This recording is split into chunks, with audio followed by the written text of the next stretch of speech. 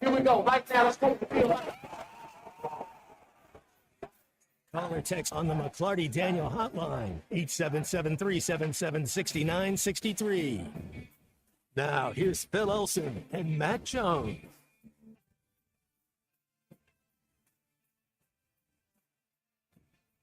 Good morning and Merry Christmas.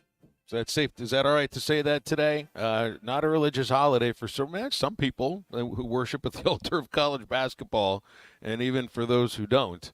It does feel like a holiday today. Good morning and welcome into halftime on ESPN Arkansas and HitThatLine.com. I'm Phil Elson, Matt Jones. See you at Christian Johnston producing, and there it is. Have 15 minutes until our first game. And what's our first game? Michigan State at Mississippi State. I said at just because they got Mississippi State on the bottom of the scoreboard there. It's in Charlotte, so neutral sites. Get a chance to see Clark Kellogg on the TV right now. I'm in a hotel room where I'll pretty much just be stuck on whatever game CBS has on because I don't know the numbers of the other channels here. Matt Jones, is it a holiday today? Happy Ramadan. That's right. Merry Happy Hanukkah. Merry Hanukkah, whatever you want to say. It's a fun day in the sports world, Phil. I don't know what your favorite sports month is or your favorite sports time, but I know a lot of people that this weekend and next weekend, and it's a 4-day weekend, 2 weeks in a row. It's pretty cool for the basketball sports world. Well, and it's different for these next 4 days, just for the volume of games that we're going to see. And it's just, it lasts the entire day. You get first game at 11:15. The last game doesn't tip off until 9:05. So, you can get yourself legitimately about 12 hours of hardcore, really fun college basketball games. And who knows what kind of fun endings you'll get because, of course, we're all waiting for the buzzer beaters and the upsets.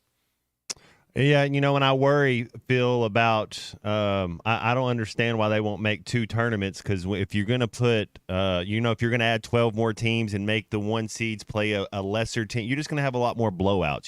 To what you're talking about, getting the buzzer beaters and getting the competitive games, that's what you want to see. When teams are favored by 27, when teams are favored by 17, and it's not any fun. If you add 20 more teams to it, that's what you're going to get. You're going to get 20 more blowouts. Well, maybe there's one reason why the schedulers would put a 9-8 game as the first game to tip off.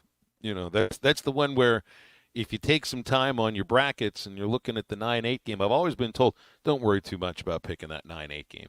They're going to lose in the next round. Just choose one and let it move on to the next round. Don't put too much into it. But you should see a good game with Michigan State and Mississippi State. Two teams that would have been on the bubble, kind of wondering, are we going to get in that final week? So, maybe there are better games once you get to about the Sweet 16, round of 32. Not as many blowouts, but yeah, it would be interesting to see how many of these games that are tipping off today will finish with a 15 to 20 point margin. I don't know, but that first one I think ought to be just fine. And I'm a little frustrated with the TV situation here. I put Matt on FaceTime on my iPad, so I can't put a game up there. I got other things I got to look at on my computer screen, so I can't put a game up there. The phone you got to use for texting, so I can't put a game up there. I got one television in the hotel. I'm with Arkansas women's basketball in Tulsa for the WBIT tournament that starts today, 6:30 tip-off. So I'm not there for the Auburn baseball series. But I would have been in a hotel one way or the other. And I don't know the channels to flip around. Can't I get my YouTube TV? This would be absolutely perfect for putting that quad up on the screen. Or you could just, you watch during college football season, you put your 4 games up on your quad, you can kind of poke around and see which one it is that you want to watch. I would like to do that for the tournament, but I don't know the game that CBS is airing Michigan State, Mississippi State, so I guess I'll have that on for most of the show today. Yeah, then it's Wagner, North Carolina. You're going to get that Oregon-South Carolina matchup coming up when the show's over, I believe, at 3 o'clock, so an hour after. That's the second SEC team that's going to play Both those teams, Phil, it's a pick 'em game. You know, this is Tom Izzo's 26th straight. Isn't that amazing? That is just so sick right there. Just the fact that he's been there 26 years, just at one coaching job, is ridiculous. But to go dancing 26 times in a row is pretty cool. That really is amazing. You're not kidding about that. This is the last time they had a deep run. That's a guy that's easy to root for. Definitely be easy to root for him. I don't have a favorite as far as this tournament's concerned. I don't have a team to pull for. I've heard some people talking about, well, it's tough to really be into the tournament when Arkansas is not playing, and maybe that's because it's a little difficult to just pick somebody to root for. Are we rooting for SEC teams here? Is this a tournament where you pump the chest of the SEC and pull for them? I have a little trouble with that once we get to the baseball tournament because we have some feelings about some of those programs. But I'll tell you, I did my bracket this morning, Matt, because I had to, contractually obligated at hitthatline.com to put it up for our bracket challenge. And I put Tennessee and Kentucky in the Final Four. I put both of them in the Final Four, which would put them against each other in the Final Four. Could you see either? I mean, both of those teams could make it. I know both fan bases would be very nervous right now just because they went 1-out in Nashville, Tennessee losing back-to-back games. But I did pick Kentucky and Tennessee to both get there. Kentucky's athletes are just as good as any athletes in the country. There's no question about that. Dillingham can't guard anybody. I mean, he looks like he plays for the Razorbacks. I mean, he can't stay in front of a single person. He can give you 25, but they got a lot of that in Kentucky. Kentucky can't stop anybody. So, but they can outscore you, and that's kind of the new wave. That's kind of what people are trying to do. You saw Muss do that the last 8 games. He's like, well, we're just going to go run. We're going to let the horses run. We can't stop anybody. They can't stop anybody. We're going to play the percentages. Positionless basketball turned into defenseless basketball. Yeah, and so that's kind of what it. And the refs are just been absolutely horrible in some of these games. I mean, just the inconsistency of the refs kind of make you, and it's like what Coach must say when Mekhi Mitchell goes up for the dunk and they just hit him in the head and they're like, oh, that's no foul. It's like what are we doing? And the same thing with that Purdue-Wisconsin game. I mean, the refs have been out of control, but so that's what they do. They just try to run up and down the court and first one to 100 almost. Yeah, well, you'd think by now that don't most of or I would guess all the officials know what their assignments are for the tournament and whether they get the Sweet 16 or the Final Four, the championship game, and everything else. I always hear that when you're at a regular season game and wondering why there's so many fouls being called, you can pretty much guarantee that there's a supervisor that's in the seats.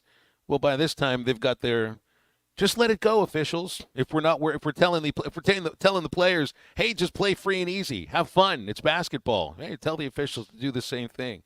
And call a foul when somebody gets mugged on the face. You're supposed to be consistent. If you're an official, right, be consistent. That's all you ask for. Whether it's the 3rd minute of the game or there's 38 seconds left. I was always the tiebreaker for these brackets is the final score of the championship game. And so I've got Kentucky playing UConn in the championship game. And my initial look, I was like, all right, I could see 82 to 78. Then I thought to myself, hold on a moment. Kentucky's not holding any good team to 82 points. This will be like a 98 to 95, 98 to 94 game. If we had a college basketball championship where both teams get to triple digits, because if Kentucky's involved in it, you very well could see that happen. That's what they do. I mean, that's going to be their MO. I think if Kentucky makes a run, Phil, and I think your boy Aaron Torres talked about winning in the tournament, you got to win different ways. That sometimes you might have to win a game where both teams score below 70. Mm-hmm. I don't see Kentucky doing that. If Kentucky's going to go on every game, they're going to have to score above 80, I think, for Kentucky to keep going. You're right. There are specific ways to win games, but by now the really, really good teams have won games at various scores and various paces. I would think well, here I am. I mean, we're like more than a month. We're 3 weeks away from the championship? I shouldn't be doing a preview of a championship that who knows if it's going to be UConn and Kentucky, but we certainly wouldn't be surprised if that is the case. Halftime on a Thursday. It is a Thursday, right? Yeah, because the tournament's starting. We should have known. You still have a little bit of time to get your bracket in for the round 64 at hitthatline.com for a bracket challenge. We always rejigger the picks again once you get to the Sweet 16 and of the Final Four. Sign up at hitthatline.com. The bracket challenge is being presented by On the Mark Bar and On the Mark Sports Bar and Grill in Fayetteville, 810 Billiards and Bowling in Fort Smith, and Shelter Insurance agent Chris Dooley. Halftime today includes voice of the Razorbacks Chuck Barrett in the third hour. That'll be 1:15. We get Chuck on. At 12:15, Brett Dolan and Bob Holt coming up in just a moment. Plus, plenty of time for your calls and texts as we take you up until 2 o'clock. And tip-off is about 4 minutes away from the start of the round of 64. And we'll be right back with Bob Holt. I love baseball season. It's the best time of the year. Every Friday, we get to talk shop with one of my favorite former pitchers, James Teague. 12:15 on Friday is my favorite time of the week. I love joining you guys on halftime to talk about the baseball team and Teague Law Firm. You know what we always say, if we can't help you, we'll talk baseball. Don't miss James Teague with the Teague Law Firm every Friday right here at 12:15 on ESPN Arkansas and hitthatline.com. The 1-2. He struck him out swinging. 0.9% financing on a new 23 or 24 GMC Sierra at Harry Robinson Buick GMC. Save up to $6,500 off with factory rebates on a new GMC Sierra truck, or take $3,750 off with 0.9% financing or 2.9% financing for up to 72 months on Sierra 1500. 6.2-liter engine excluded. Conquer with confidence in a new GMC Sierra from Harry Robinson Buick GMC. We are professional grade. Harry Robinson Buick GMC. Exit 11 off of I-540 in Fort Smith. If you've lived in the River Valley for a while, you know about the great reputation of Jam Mart. And their newest location at 6201 Grand Avenue in Fort Smith is open. Stop by for coffee, gas, beer, snacks, ices, and a clean restroom every time. Don't forget about the hot deli and fresh-made burgers. Now 7 locations in Fort Smith, Greenwood, Boonville, Ozark, and Danville. Sign up for their loyalty program for discounts throughout the stores. Jam Mart, the leading convenience store and gas station in the region. Are you tired of the overcrowded fitness centers? Would you like a fitness option where you can actually work out? Then let's hang out. The Hangout is Fort Smith's newest fitness facility. It has an 8,000 square foot gym, indoor tennis, pickleball, and basketball with more sports coming soon. The Hangout offers group and individual training in the gym and boasts 3 active tennis pros to help you grow your game. Stop in today at 5400 Gary Street or thehangoutfs.com for more information. Be a part of something different. Fitness, sports, and more. Let's hang out. Husbands, sons, daughters, honor your wife or mother for Mother's Day at the inaugural Mystery at the Fort Legacy Ball, benefiting Heart to Heart Pregnancy and Family Care Center on May 11th at the U.S. Marshals Museum. Buy your tickets today for this 1940s mystery dinner, coupled with an exciting night of investigative entertainment and lively dancing with the band Who Shot JR. For more information, call 479-452-2260. Do you need gutters but think they're too expensive, or that you need to get the soffit or fascia ready? No worries. Call the Gutter Guy. He does it all. No need to call multiple companies to get the right gutters for your home. Call the Gutter Guy. Quality, low maintenance, leak-free gutters with a 5-year warranty. The Gutter Guy also does vinyl siding and windows. The Gutter Guy. Over 30 years experience. Call 226-1259. Call the Gutter Guy. Before you buy that next car or truck, stop by Broadway Motors in Van Buren. The best of the best for 2 straight years. Michael and his team offer the best prices on the best quality pre-owned vehicles in the River Valley. They invite you to stop by and check it out for yourself. Or if you prefer to check out their inventory online or even do your financing online. Michael has built his reputation as a husband, father, and owner-operator since 2006. Broadway Motors, 806 Broadway in Van Buren, or online at BroadwayMotorsAR.com. How do I drive more traffic to my website? How do I increase my Google rankings? If these are just a few of the questions you have for your business, then we should talk. In addition to sports radio marketing, ESPN Arkansas can help your business be found online. From website design to geo-targeted campaigns, search engine marketing, social media management, streaming video campaigns, and much more. ESPN Arkansas is your digital marketing partner. Go to ESPNArkansasDigital.com for your free digital marketing audit, or email us at sales@hitthatline.com to schedule an appointment. Should start with Bob. It's time to talk with a unique individual. You said you and Diva are OGs, old guys? Brett, you spoke so positively recently. I mean, did you expect this to happen? He's a man of mystery. Why do you always talk about Arkansas? But go ahead. Well, why do you always talk about Kentucky? Hey, it's Bob again. I think I'm unmuted now. I figured it out. Man, you win the lottery 3 times, get to go to Starkville. A man whose incisive questions and rapier wit. Hey, John, but I had a 2-parter if that's okay. What did you mean? I'm sorry. I'm not that good. And we got to get the Packers straightened out. Losing to the Jets, that ain't in Lambeau, that ain't good. That placed him on the Mount Rushmore of Arkansas sports writers. What do you think about this? Sure, Bob. The future in that, yeah. Here he is, the one and only Bob Holt. Hey, guys.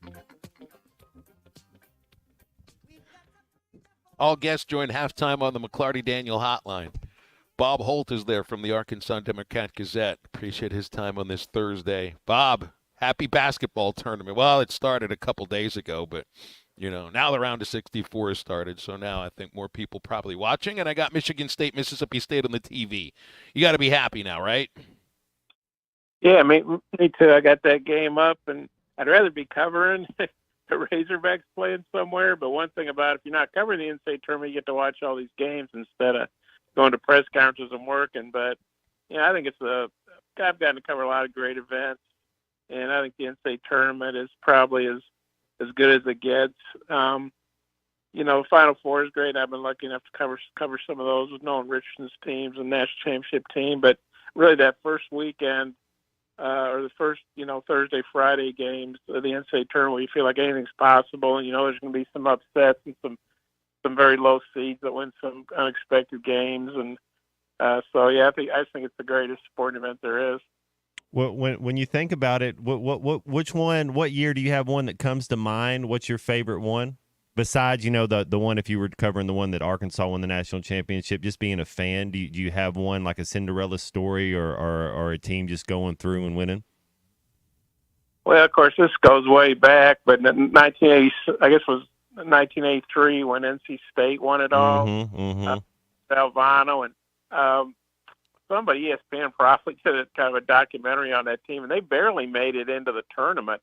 I think it might have been like this year where they had to win the ACC tournament, like this year's state team did. But they were a low seed. I think they started off in Corvallis and won a couple tight games and just got on a roll. And then of course, they end up going to the Final Four and a big David and Goliath matchup against Houston, which was just so loaded with talent. And NC State has some good teams too, but just the fact that great NC State run, it wasn't just the Sweet 16 or the Elite Eight. They won it all, and they beat probably one of the most talented teams in the history of college basketball. When you look at Akeem Olajuwon and Clyde Drexler leading that Houston team, and of course that was before the shot clock. And I really don't know what Houston was doing slowing it down, but that's one of my favorites because seeing Jim Valvano run around the court looking for people to hug, and I got to meet him at a deal a few years later, and of course he tragically died very young. But that's one that really sticks out, probably with a lot of people. You're talking about a tournament. Was that right around when they changed it to 64 teams, or was it 48 then? And the only reason I'm asking is, that's one of those moments in the tournament that everybody knows because it's been replayed over and over again. But I think it was from a different time in the tournament, and it seems right now. Those who've been around the game a lot longer, I think some of the older coaches, I don't know how much they like the idea of adding another 10 or 12 or 16 teams to the tournament. But when you look at the math behind the number of Division I teams that were playing then and why they increased it to 64, percentage-wise, I guess it does make sense. I wonder where you come in on that. Well, yeah, I think the tournament field expanded to 64 in 1985, if I'm not mistaken. I think before that, yeah, you're right, it was 48. Some teams got first-round byes. And then before that, I think it was 42. And, there was a time when there were just 16 teams. Like, you look at some of those UCLA runs in the 60s, and they beat a couple of teams, and they're in the Final Four. It's harder to win. It's kind of like, baseball, Major League Baseball having more rounds of playoffs than the NFL, But when I was a kid, you had two, you won the East and the West, in football and played the NFL title game. And then when I got a bit older, they broke into divisions. But, Yeah, if you look like about half the teams, or maybe more than half in football, go to bowl games. And of course, if you go to the bowl game, you're not playing for the national title. And even these, Wagner, you may say, well, they got no shot to beat North Carolina, but they're in the tournament though. So mathematically, they have a chance. The odds are astronomical, 1,000,000,000 to 1 or whatever, but they're still part of the deal. And so, percentage-wise, more and more teams are moving up to Division I. I think it's over 350 now. But I'm not smart enough. But 68 out of like 355 or something. What is that? That's not a very high percentage. So if they wanted to add some teams, I've heard people advocate just let everybody in. Well, I don't want to do that because already the regular season is somewhat devalued, and that would just devalue it totally. It's like, what are you even playing the regular season for? I guess seedings, but I'd be okay if you expanded it by a few because I think there are definitely some deserving teams that didn't make it in because I don't remember a year where there were so many teams win their conference tournaments and that wouldn't have gotten in otherwise. And some of those are one-bid leagues. Like ULR won the regular season title. They got beat by Moorhead. Moorhead's a good team and everything, but sometimes you think it'd be neat to see the regular season champions get in the one-bid leagues, but then again, the conference tournaments, the one time those teams get a lot of exposure, and obviously they make some money, and you have some Cinderella stories. So I'd be okay expanding the tournament maybe by a few teams, but I certainly don't want to see it get expanded like 144, whatever the math would be on that, 128 or something like that. I don't think I'd want to do that. Whatever 2 times 64, that's 128, right? I would not want to see it like doubled, Hey, Bob, the Big 12 and the SEC both got 8 teams apiece into this tournament. Who do you have winning it? Do you think an SEC team can cut down the nets when it's all said and done? Oh, yeah. Obviously, the more teams you get in, the better chance you have, and there are teams that make runs to the Sweet 16 or the Final Four you don't expect. The LSU made it one time. I think it was an 11th seed back in '86, I think it was. And we've seen other Cinderellas. Obviously, Tennessee looks to be the best team. They were the regular season champion. They've got some really, really good players led by Dalton Connect. And they got embarrassed, humbled, whatever you want to say in the SEC tournament. So did Kentucky. Sometimes those aren't bad things. So I think, Tennessee definitely has the potential to win the national title. Kentucky, I don't think they're going to make it to the Final Four just because their defense has been inconsistent, but they definitely have the talent. There's few teams in the country more talented than Kentucky, and if they get on a roll, like they were on a roll going to Nashville and they got beat. Hey man, watching Mississippi State here, they got hot late, and I'm not predicting Mississippi State's going to win the title, but I like their size and the way they play physically. You feel like Alabama. I think they're still the top scoring team in the country. Again, defense has been an issue, but they could get on a roll. And then, more so in Tennessee and Kentucky, the team I really like out of the SEC is Auburn. And, they had that great run in Nashville. I guess they could go, stub their toe and get knocked out. But, I liked Auburn from the get-go, seeing them and come into Walton Arena and just really destroy Arkansas.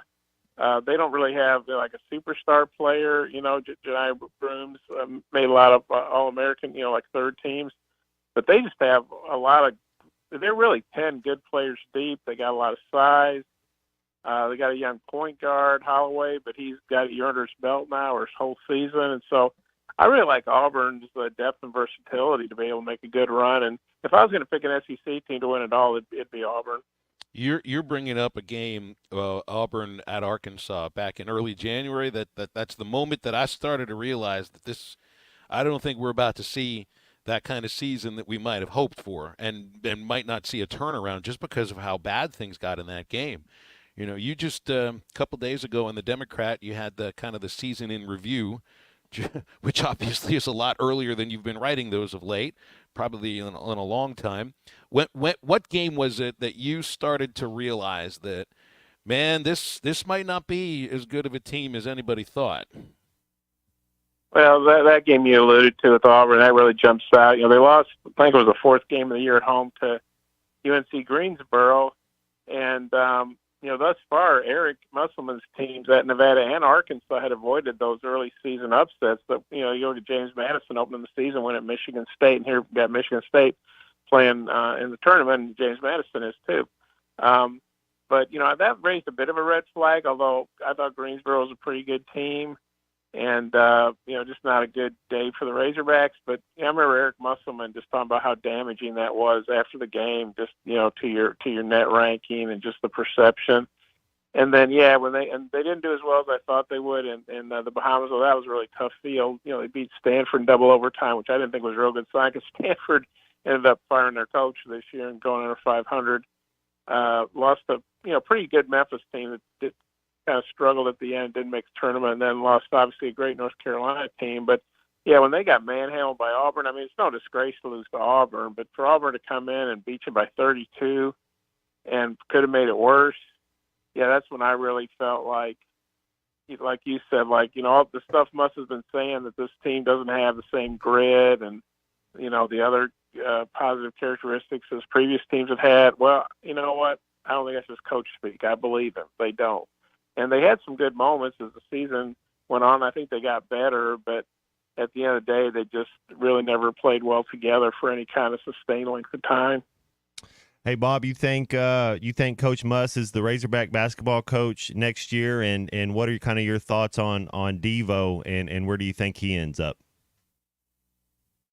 Yeah, I think Eric will be here next year. Maybe I'm crazy. Maybe it's just wishful thinking. I've told him before he can't leave or go anywhere until I retire because I can't handle another coaching search.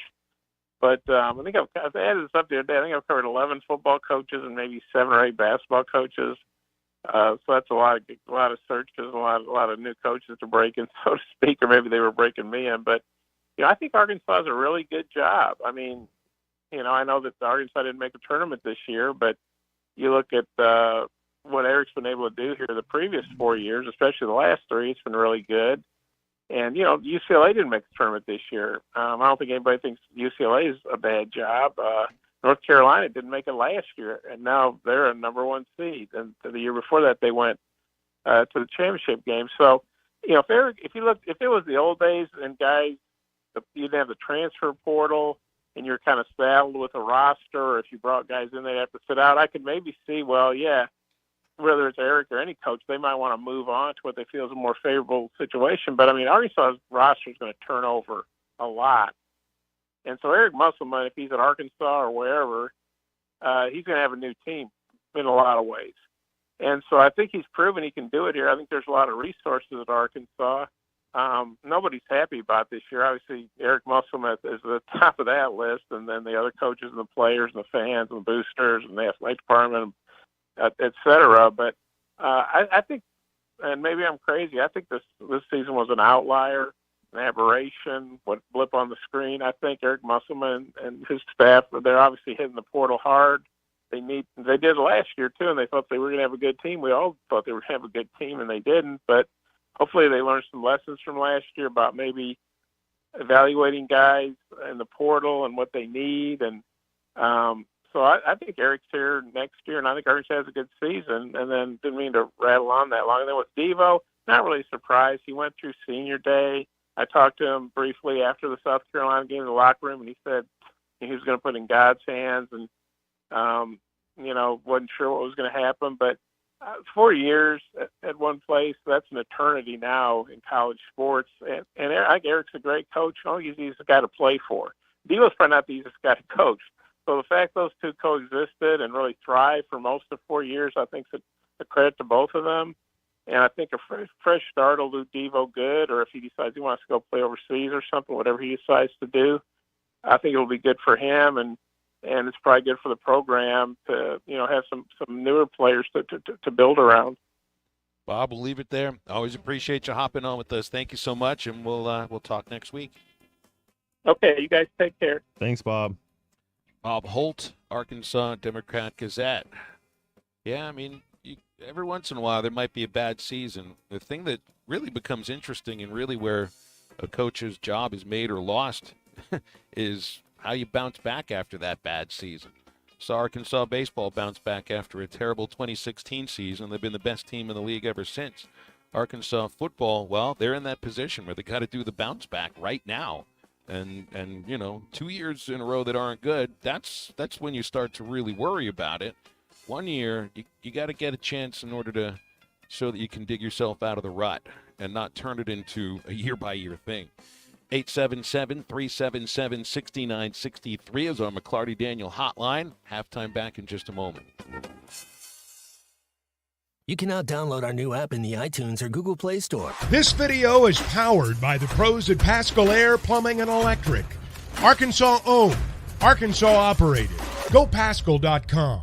Thanks for watching us here on ESPN Arkansas. Download the brand new Hit That Line Now app in the Apple and Google Play stores. ESPN Arkansas, more than just radio stations.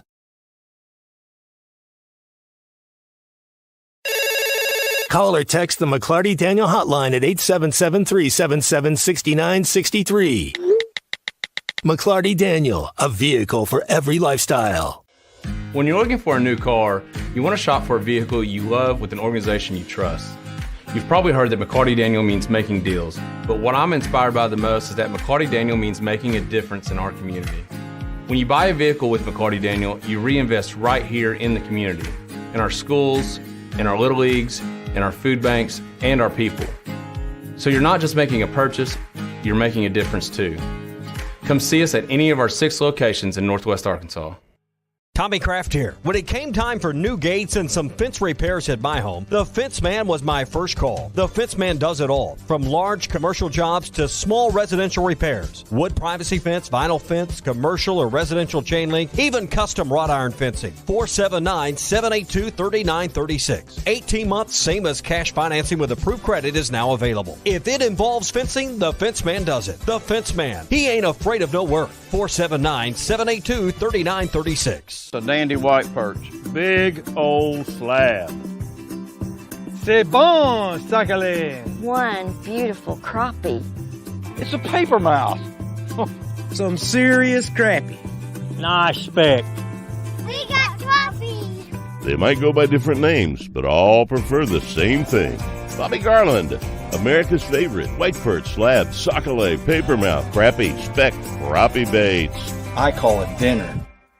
The tournament is here. BetOnline is your bracket headquarters for this season with the best bracket contests out there and odds, lines, and info on every game and every round right up to the national championship. You can access the most up-to-the-minute wagering information anytime from your desktop or your mobile device and even track your bracket real-time all the way through the tournament. Head to BetOnline today and get in on all the action. Remember to use the promo code BELIEVE for your 50% welcome bonus on your first deposit.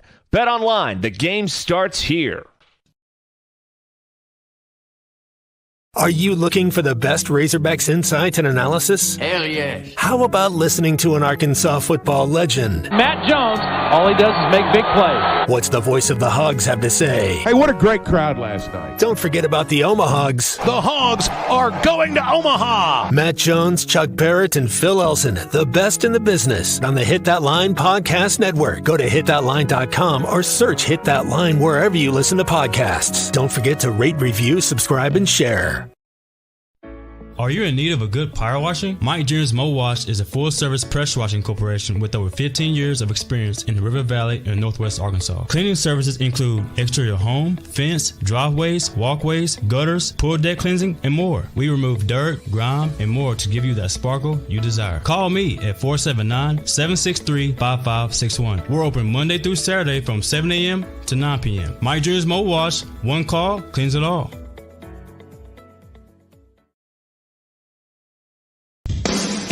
Madonna has gone from like a virgin to like a surgeon. You can try to nip and tuck from the curse of sin, but eventually death is going to win. God will do major surgery on this sin-filled world, and when he does, people will try and hide their faces from him. Even plastic Christians won't be exempt. Look up Isaiah chapter 2 and see how the spiritual world renders this an immaterial world. I'm Pastor Abe from Woodland. Read about it. This video is powered by the pros at Pascal Air Plumbing and Electric.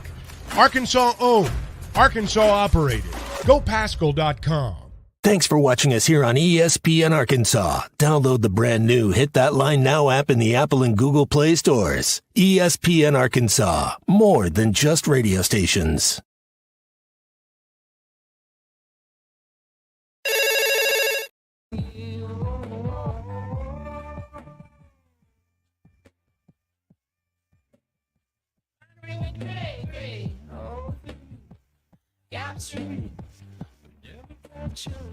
Find Halftime on 99.5 in Northwest Arkansas, 95.3 in Fort Smith and the River Valley, 96.3 in Hot Springs and Central Arkansas, 104.3 in Harrison and Mountain Home, and everywhere on hitthatline.com. Join the conversation. Call or text ESPN Arkansas on the McClarty Daniel hotline, 877-377-6963. Now back to the hosts. Here's Phil Elson and Matt Jones. Well, a rough start for Mississippi State. I can't say it's a start anymore because they've played about 10 minutes, and Mississippi State has scored 8 points, down 12.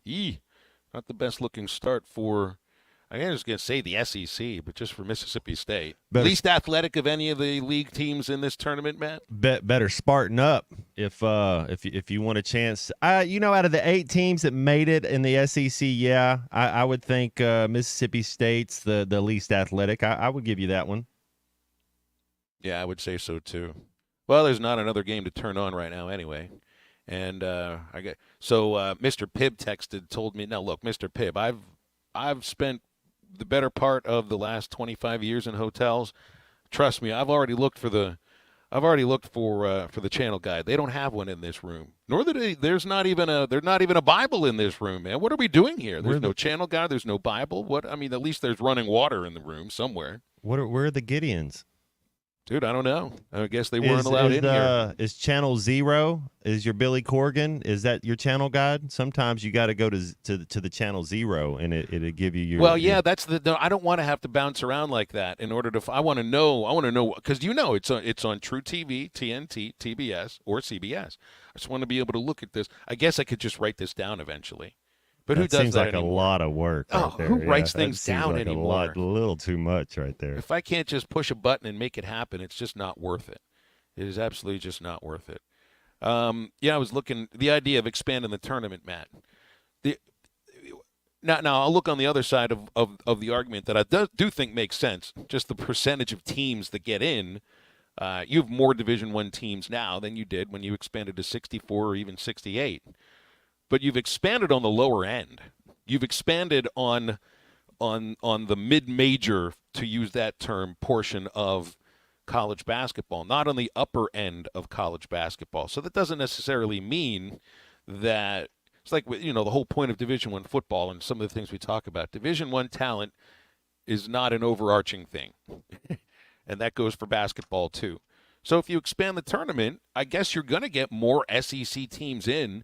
So then who gets in from this year outside of Mississippi State? Does LSU get in? That wasn't a really – come on. If Michigan State's playing LSU, I'm taking Michigan State. Right. Does LSU get in? Did Ole Miss get in? Georgia might get in at that point. Now what are we talking about? Now we're talking about just bringing in mediocrity.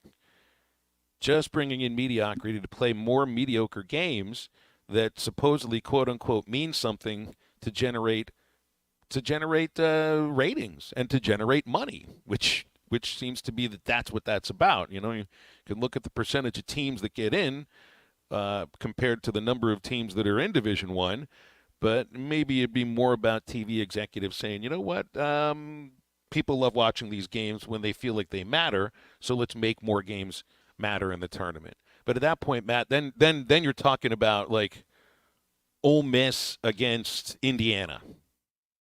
That's an NIT game. They opted out of the NIT for a reason. I'm thinking you have a 32 team. I don't expand this 64 team. I know you got the playing games to make it 68. I think it's a mistake. I think if you wanted to have another tournament, if you had 32 teams, and if you went to on-site, if you went to Orlando and Disney World, if you went to Vegas where they're going to have the NIL tournament, and you get teams that are more comparable, that's what you want. You want it to be competitive. If it's all average team, then it's competitive. When you get teams that don't belong there, that's when you get teams that are down 17 before the second TV timeout. Right. Well, Mississippi State's made a little run. They're going to make it a little more interesting. But I picked Mississippi State on my bracket, but that was only because it was an 8-9 game and they were the more familiar team. But whoever wins this game is losing to North Carolina, as far as I see. Don't you? I mean, it's an 8-9 game. I don't know if I see any 8-9 seeds moving on against the number ones this time around. Well, I have Houston, Tennessee on one side of the bracket in the Final Four, and I got UConn and North Carolina on one side, Phil. So, yeah, I'm with you. I got North Carolina making it to the Final Four. Meanwhile, just back on Arkansas basketball here for a moment, Caliph Battle was on the buzz in Little Rock. I think that was yesterday. And, I mean, how do you take this? He says he wants to get next-level feedback from the NBA, see where he gets better, where he needs to get better, what the NBA wants him to do, because that's what every kid in D1 basketball wants to eventually get to, is to get to the next level. He continues, but as of now, my mindset is definitely coming back.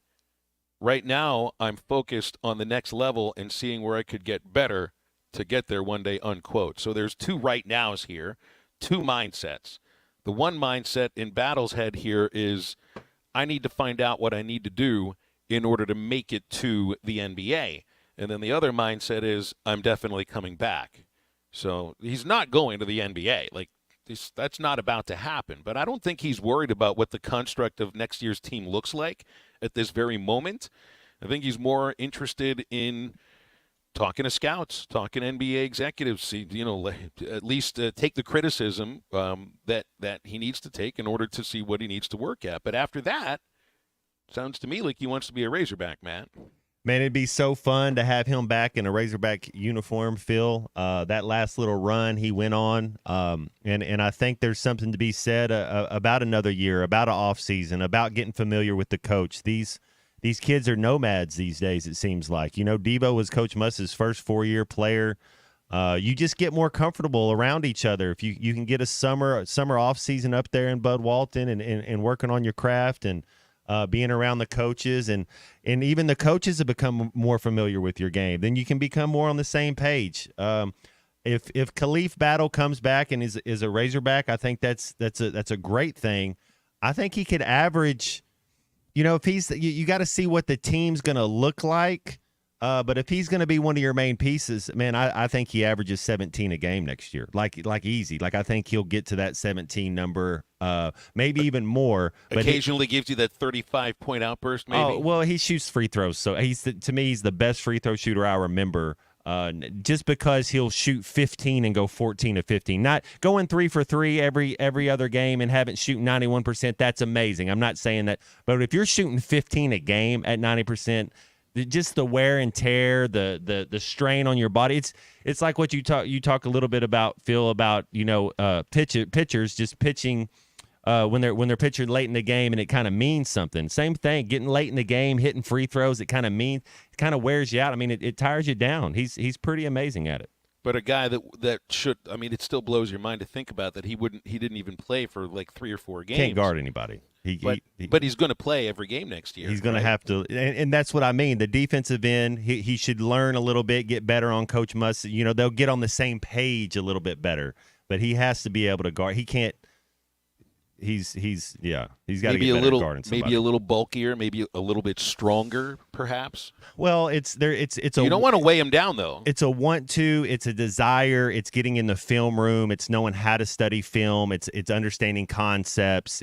I think it's more the mental aspect instead of the physical aspect, because he has a quick first step. He can do things. He has to be taught. You kind of got to teach him a little bit, and he has to learn a little bit better how to play defense.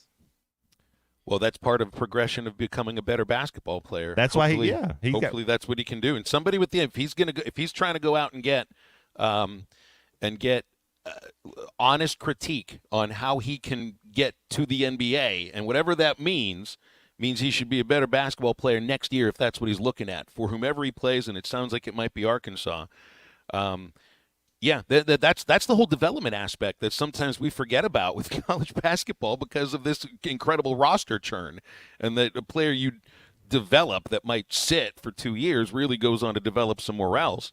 But a guy like Battle, there is room to grow. He can get a lot better at the things you're talking about next year. Well, and my question is, every game that he's played more than 20 minutes in his college career, what's his record? When you start thinking about where he was at Temple, where he's been, you start looking and say, yeah, I get it, man. The points are awesome. Scoring 28 a game, setting records, scoring points are cool. But we were 2-4 in those games. Good. Let's look at your record every time you play more than 25 minutes, 20, whatever the thing is. Okay, so what's your record now? So that should tell you, that should clear up a little confusion that there might be out there. Yeah, I get that. 877-377-6963 for calls and texts on a McClarty Daniel hotline. Brought to you by Crabtree RV Center in Alma, the dealership that served the River Valley and Northwest Arkansas for over 7 decades. They're at the junction of I-40 and I-49 in Alma beside the Cracker Barrel, helping every family get the best experience. They'll help you choose the right RV for the adventures you tell them about. Service and parts department is there as well, and everything you need in between at Crabtree RV Center. You can go to crabtreerv.com to learn more, and again, visit them right beside the Cracker Barrel in Alma. We'll wrap up hour number 1 of halftime in just a moment.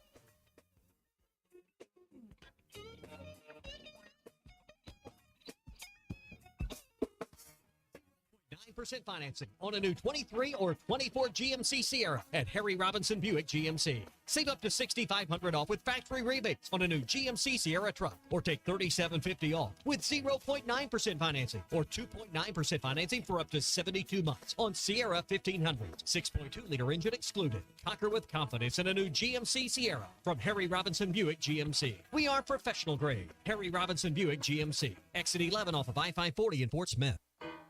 Sunday morning. You can smell it. Game day. And the brisket you've been smoking since last night. A day to be with family, aka fellow football fans. Traditions make Sundays easy to enjoy.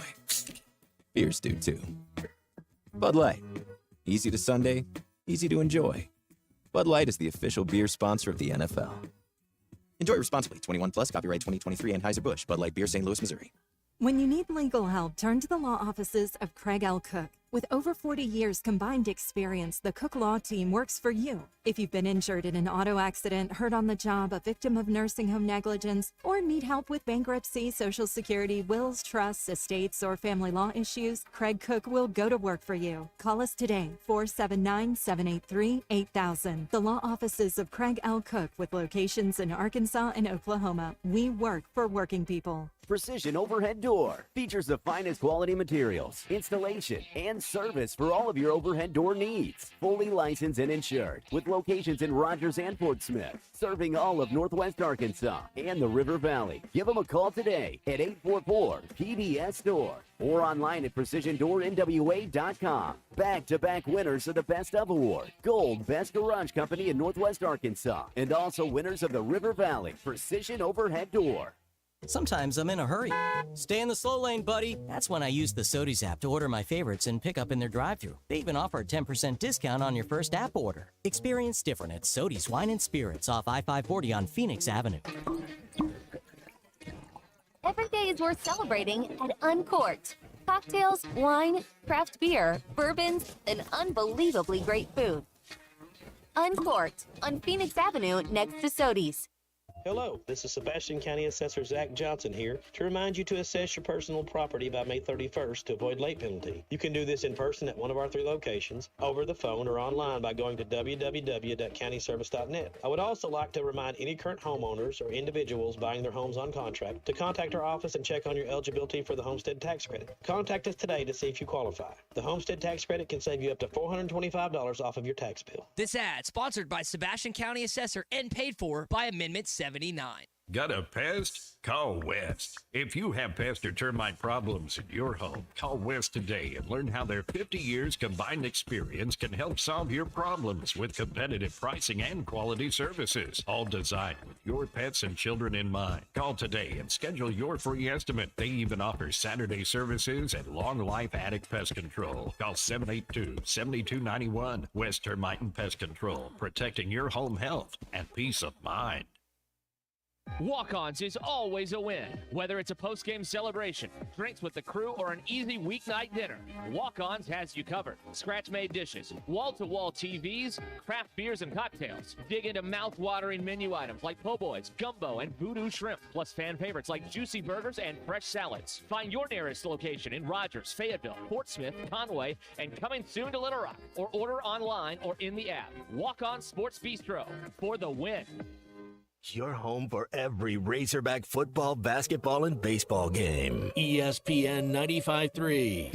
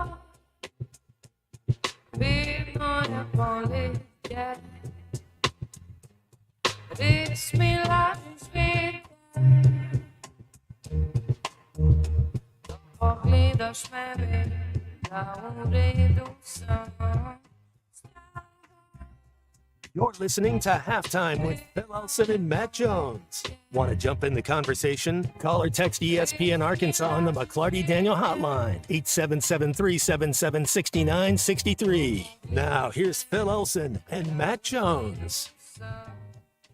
This is really funny. See, Salt Lake City is hosting rounds 1 and 2 of the tournament. They've got Dayton, Nevada, Arizona, Long Beach State. Salt Lake also hosting Gonzaga, McNeese, Kansas, and Samford. It's at the Delta Center, home of the Utah Jazz. And folks that are covering those teams are putting out a photo of the Wi-Fi access card. That's like the first thing you look for when you go to one of these tournaments, or any tournament, SEC tournament too. What's the Wi-Fi password? What's the Wi-Fi password? That, and show me where the closest bathroom are the two questions that are asked. And oh yes, when's the free media meal? The Wi-Fi password is Jordan pushed off. All lowercase. Dude, that is now there's going to be some folks that would go cover this that aren't old enough to remember that. That was, what was that, 98 NBA Finals? That was they won back-to-back over the Jazz in that second three-peat. It was the famous crossover dribble by Jordan, guarded by Byron Russell, and he shot. It was just I think outside the free throw line, so about a 16 or 17 footer. That was the shot that won this. That was the 6th title, right? And when you watch it, I've just gone back and watched it. I don't know if he pushed off. I saw a ridiculous crossover dribble. I saw his hand was on Russell's left leg, but I don't know if it was on there long enough to push very hard. Russell did slip after taking a step, and then Jordan hits the shot, the step-back shot. Jordan pushed off. Too early? No, never too early for something like that. So we've got C-Unit. We've got C-Unit watching This Is Spinal Tap this weekend for his halftime homework. And if you watched many mockumentaries, C-Unit, do you know what that is, a mockumentary? No. A mockumentary is a movie or a show like The Office that's made to look like a documentary but really isn't. And you ever seen it's Never Stop Stopping? It's called Pop Star with Andy Samberg. That's kind of more your speed. It's the same thing. Okay, I thought you might have seen it. Man, I'm just glad he's seen The Office. All this is above my head. Well, because there's no way he's seen Waiting for Guffman or For Your Consideration or CB4. So they had that One Direction documentary came out. You know, your boy Harry Styles, and so Andy Samberg and. There's so many people in the movie, but Pop Star Never Stop Stopping. It's it might be Jesse, the dude from Social Network. Jesse, okay. I can't think of his last name. Eisenberg. Yeah, Is Jesse that Eisenberg. But it's just absolutely hilarious. Well, this is the first mockumentary. This is where it all started. Like, maybe there would have been an Office Space without This Is Spinal Tap, but this was the first movie to sort of display this art form, shot by Rob Reiner, who's also in the movie, playing the part of the director who's running this mockumentary, and it follows an English heavy metal band whose popularity is waning a little bit as they go through an American tour, and Reiner's along for the ride. So it makes it look like a documentary, C-Unit, but it's not really. So you throw the word mock in front of it. And again, I think you're really going to enjoy this one. You'll enjoy it a lot. 877-377-6963 for calls and texts on the McClarty Daniel hotline. Seth and Rogers reminds, yes, Best in Show was another really good one. And a lot of these movies included Eugene Levy, Catherine O'Hara. Christopher Guest is in like every single one of them, including This Is Spinal Tap. So enjoy it this weekend, our friend C-Unit. And JT in Hot Springs, 26 years later, Utah can continue to cry. It's exactly right. Well, I know some Houston football fans that do the same thing when it comes to an AFC championship game against the Steelers. I know plenty of Seattle football fans that do the same thing about the Super Bowl with the Steelers. You hold on to these moments. Meanwhile, we hold on as we go into the second hour of halftime. We'll be joined by Brett Dolan in about 20 minutes and much more after the top of the hour. After I drop the kids off, I have to run across town for a meeting, hit the gym during lunch. Jake has soccer tonight, and Emily has gymnastics. Oh, did I turn on the crock pot this morning? With a never-ending to-do list, it's easy to forget something important, like setting up a life insurance plan with Shelter Insurance. Your local Shelter agent can show you how to create a safety net for your family. Shelter Life Insurance Company, Columbia, Missouri. Call your local Shelter agent, Chris Dooley, at 479-646-6792. Lack of teamwork, failure of communication, overall disappointment. I'm not talking about your favorite basketball team's performance in March. I'm talking about your marriage. If you're getting divorced, don't listen to the myths about custody and child support. Call me, Jackie Mock, at Mock Legal Solutions to discuss your rights and options. 479-769-1505. Mock Legal Solutions, real advice, reasonable price. Flu vaccines, both regular and high dose for seniors, are now available at Law's Drug Store in Fort Smith. Call 452-6116 to schedule your shot appointment. Usually there is no cost when covered by your insurance. Law's Drug has COVID vaccines, RSV vaccines for ages 60 plus. Pneumonia and tetanus shots are also available. Law's Drug Store, 6802 Rogers Avenue behind Outback Steakhouse. Law's Drug Store, open 6 days a week to safely care for you and your family. More good news from Wave Rural Connect. If you're on the Arkansas Valley Electric Shoal Creek substation, fast, affordable internet is coming soon. That zone opens March 25th, so get ready. Amazing internet, TV, and phone from a local provider in Ozark, Arkansas is coming to you. Pre-register online at signup.waveruralconnect.com or call 1-833-492-8372. Arkansas Valley Electric and Wave Rural Connect, changing the community we serve. Arkansas Fuel Injection in Fort Smith has been providing quality work for all new and rebuilt diesel pumps and injectors for over 25 years. They are a certified diesel shop with a team of quality technicians that ensure the highest quality workmanship and warranties all their work. They are open Monday through Friday 8 to 5 and has emergency service available 24 hours a day. For all your diesel pump, fuel injection, and parts needs, stop by Arkansas Fuel Injection, 6300 South 29th Street, Fort Smith. Call them today at 1-800-817-7709. Arkansas Fuel Injection. ESPN Arkansas weather.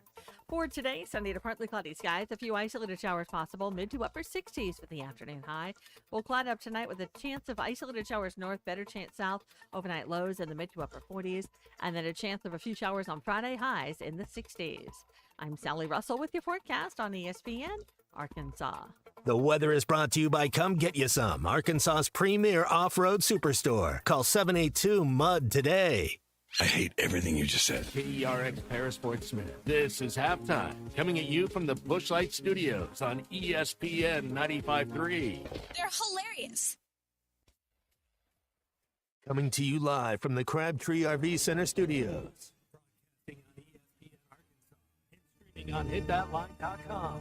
We got a good one tonight. You got a team in here that would respect you.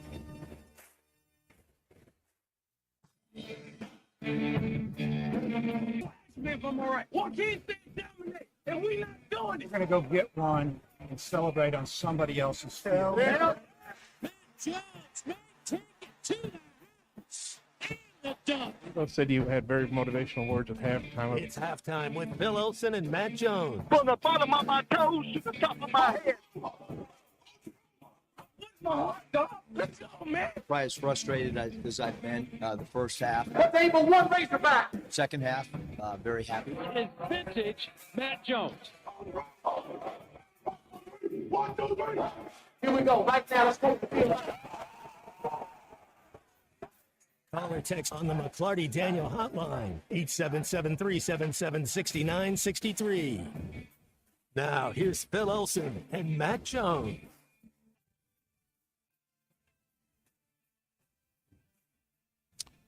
Welcome back to halftime in hour number 2 on ESPN Arkansas and hitthatline.com. Phil Elson along with Matt Jones, and the C Unit Kristen Johnston is producing. We have Brett Dolan coming up in about 15 minutes.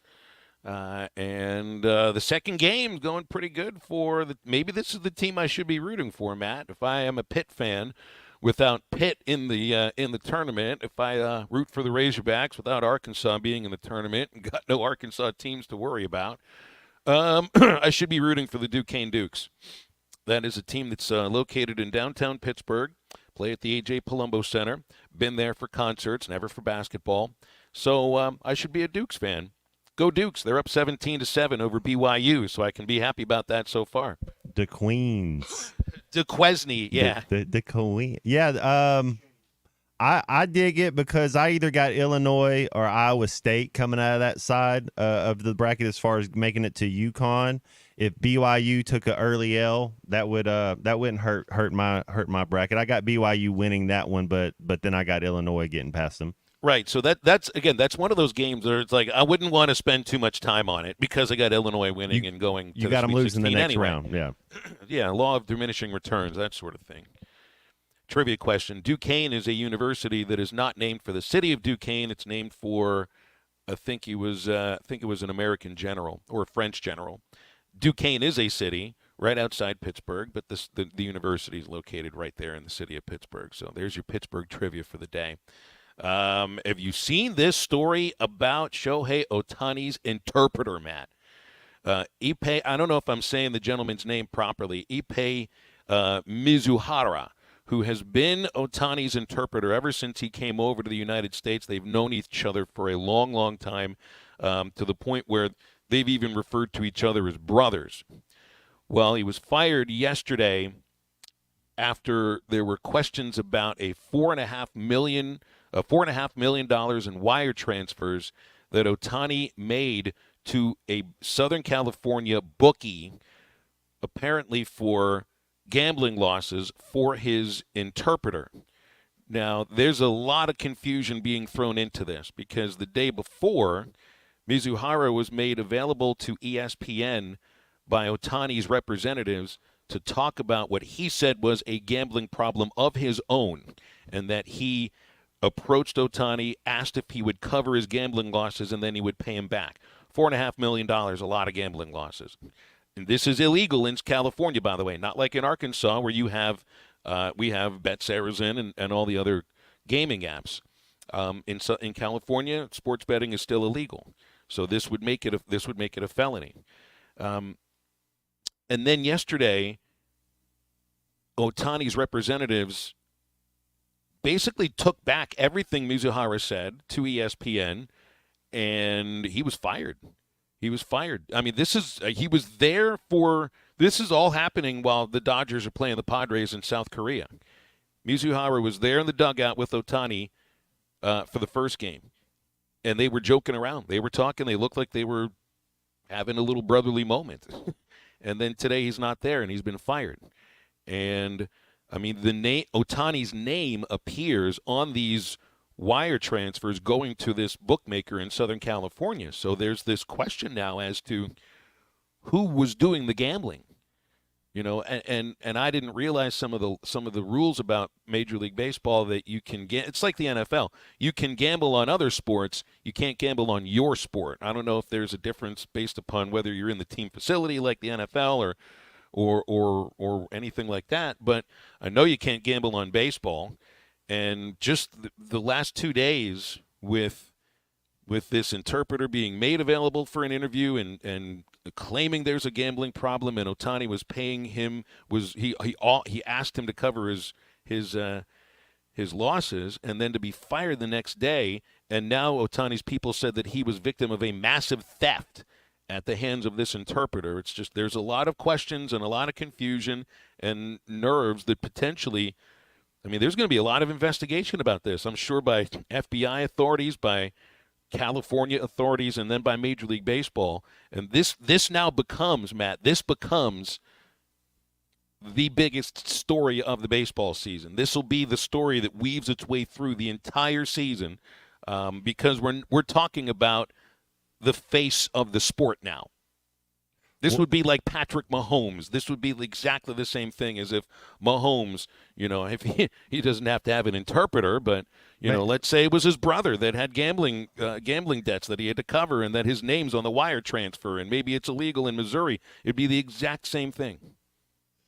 Yeah, I'll be interested to see what else comes out and how much of the truth we actually get. You don't think there's any ways? Because if this happened to, there's some players and some of these guys, they have so many people around them that they're able to just squash the story and it never comes up again. So you don't think like in 2 weeks this would be a thing that goes away? You think this is going to be something it's going to be a black cloud all year? No, I mean, this is March, man. Until these investigations are complete and either Ohtani is, could use the word indicted, or made to, or there's evidence that comes out that shows that he was the one doing the gambling. And if it happened on baseball, he's never going to play the sport again. I don't see how you can. Look, and I don't want to jump to any conclusions. I'm not saying that I believe that he was gambling on baseball. But if he is, this is different than what happened with Pete Rose, because that was at the end of Rose's career. That was while Rose was managing the Reds, and he hadn't been playing any longer. I think he was a player manager for a couple years, and then he stopped playing. So that's different. This is Ohtani. What is he, 28, 29 years old? He just signed a 10-year contract. I mean, it would be crushing to the sport of baseball, but it would also be a moment where, people face this same kind of thing with the steroid scandal all those years ago with multiple faces of the sport that were sort of up against the wall. Nobody ended up really paying the price for their career, but they paid prices in terms of their legacies and whether or not they ever make it into Cooperstown. This would be the end of somebody's career. Is this is almost as big as A-Rod, where he got suspended for the entire year? Could you see a whole year type of suspension coming on? I could see a lifetime suspension. What? If Ohtani gambled on baseball, he can't play the sport. It's Pete Rose. It's a Pete Rose thing, huh? It's exactly what it would be. I mean, it would be the same thing as the whole reason why you had a commissioner hired in the first place after the Black Sox scandal is so that something like this wouldn't ever happen again. And it doesn't matter if you're a rookie or if you're a 3-time reigning MVP or you're the guy who the sport is kind of on your shoulders right now. You can't gamble on the sport. But again, I'm not saying that that's what's happening. But that has to at least be in our mind, potentially a possibility. Why would this interpreter, claim that when he's being made available by Ohtani's representatives, claim that he asked his friend and not his employer, because he's employed by the Dodgers, but his friend, and the reason that he's employed, to cover his gambling losses, and then the next day the representatives say, yeah, this interview's not right, and oh, by the way, he stole the money instead. He's a victim of a massive theft, Ohtani is. I mean, you're hearing two different stories over 2 days, and all that does is lead to confusion and lead people to think the absolute worst. And the worst is Ohtani gambling on baseball and then being banned for life. We probably won't hear him speak English for a while, huh? He'd be like, I do not know Espanol. Aaron texts in, he was watching McAfee, and he said it was European soccer, not baseball at all. Well, I mean, I I don't know where they're getting evidence from. I don't have any evidence on this either. If it's gambling, and if it's Ohtani that's gambling, and if it's not on baseball, then why hide it? Because look, gambling is a part of sports, but now it's up front in your face. I mean, ESPN Bet, for crying out loud. You've got ballparks, you have NBA arenas that have sports books inside of them. I mean, the irony of there being a sports book inside the home of the Cincinnati Reds can't be lost on anybody who's old enough to remember what happened with Pete Rose. And now you got Bickerstaff, the Cavs head coach. Did you see this yesterday? He went in a press conference and talked about being threatened by gamblers over text messages and phone calls, and that there are fans in the stands that are yelling at him if they're up by 9 and the spread is 10 to keep the guys out there because they've got money on it. Phil, I'll tell you one thing as a player, and I know I played years ago, so I'm getting old. Not one single time did I know what the spread was of a game that I was in. Not one single time was that a thing. So I think I'm in the majority with players like that. I think you are too. They don't know they're supposed to win by 9. That's not even in your mind. That's not even a thing. I think you are too. But what Bickerstaff was saying is that you got fans that are just more interested in that, and that they're actually potentially threatening if you don't keep those guys out there. Fantasy team too. I remember when Maurice Jones-Drew stopped down and didn't score a touchdown, but they won the game, and fantasy guys were upset because he didn't get his fantasy points. This is the biggest story of the baseball season, and it happened before the season even really started. Halftime is back with Brett Dolan. His new glasses. Looks like Clark Kent. This guy is dominating offensively. He's also a quality guy. This video is powered by the pros at Pascal Air Plumbing and Electric. Arkansas owned, Arkansas operated. GoPascal.com. Thanks for watching us here on ESPN Arkansas. Download the brand new Hit That Line Now app in the Apple and Google Play stores. ESPN Arkansas. More than just radio stations.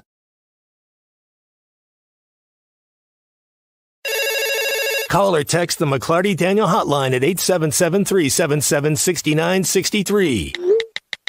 McClarty Daniel, a vehicle for every lifestyle. When you're looking for a new car, you want to shop for a vehicle you love with an organization you trust. You've probably heard that McClarty Daniel means making deals, but what I'm inspired by the most is that McClarty Daniel means making a difference in our community.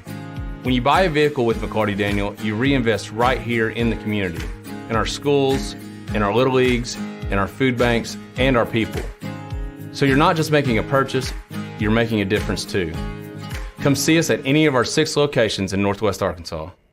Tommy Kraft here. When it came time for new gates and some fence repairs at my home, the Fence Man was my first call. The Fence Man does it all, from large commercial jobs to small residential repairs. Wood privacy fence, vinyl fence, commercial or residential chain link, even custom wrought iron fencing. 479-782-3936. 18 months, same as cash financing with approved credit is now available. If it involves fencing, the Fence Man does it. The Fence Man. He ain't afraid of no work. 479-782-3936. A dandy white perch.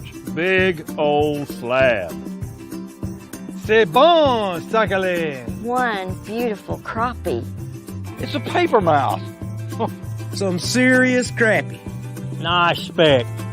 We got crappie. They might go by different names, but all prefer the same thing. Bobby Garland, America's favorite white perch, slab, sockeye, papermouth, crappie, speck, crappie baits. I call it dinner.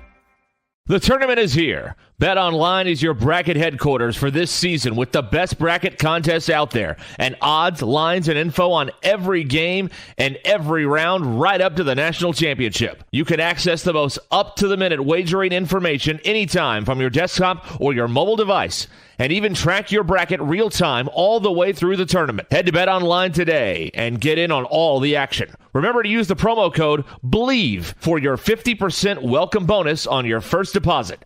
BetOnline, the game starts here.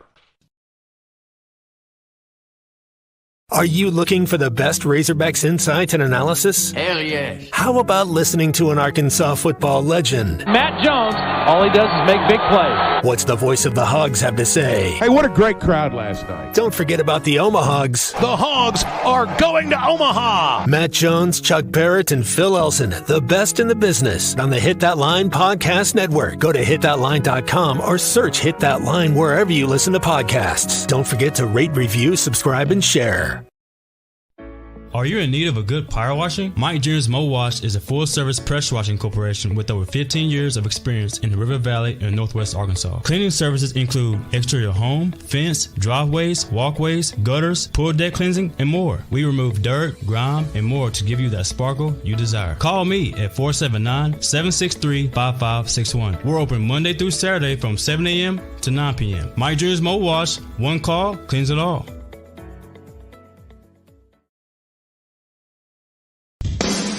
Madonna has gone from like a virgin to like a surgeon. You can try to nip and tuck from the curse of sin, but eventually death is going to win. God will do major surgery on this sin-filled world, and when he does, people will try and hide their faces from him. Even plastic Christians won't be exempt. Look up Isaiah chapter 2 and see how the spiritual world renders this an immaterial world. I'm Pastor A from Woodland. Read about it.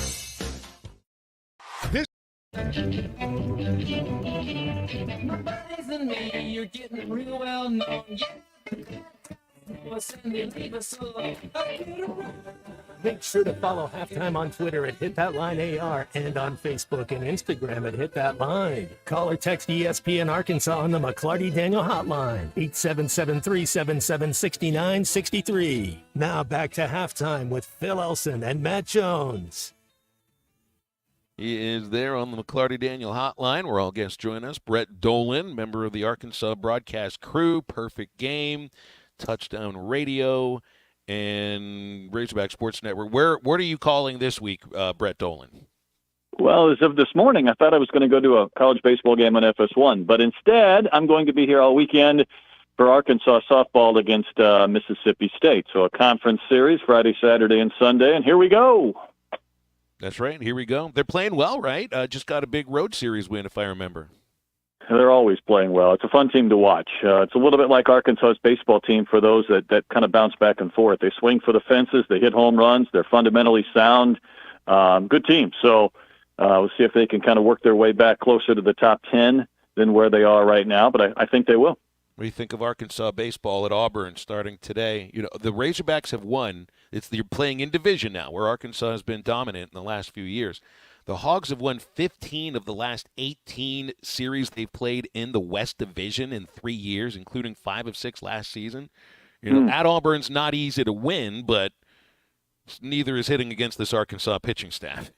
Well, it isn't. I think sometimes we adjust our expectations because of just that. This division, this conference are so good, and going on the road 2 out of 3 is a great weekend, and I think Arkansas should be in position to do that because of what you mentioned. The pitching has just been impressive, and I know we're due for a weekend where they don't just absolutely dominate, where maybe they have good performances or average performances. It's going to happen at some point. It hasn't happened yet.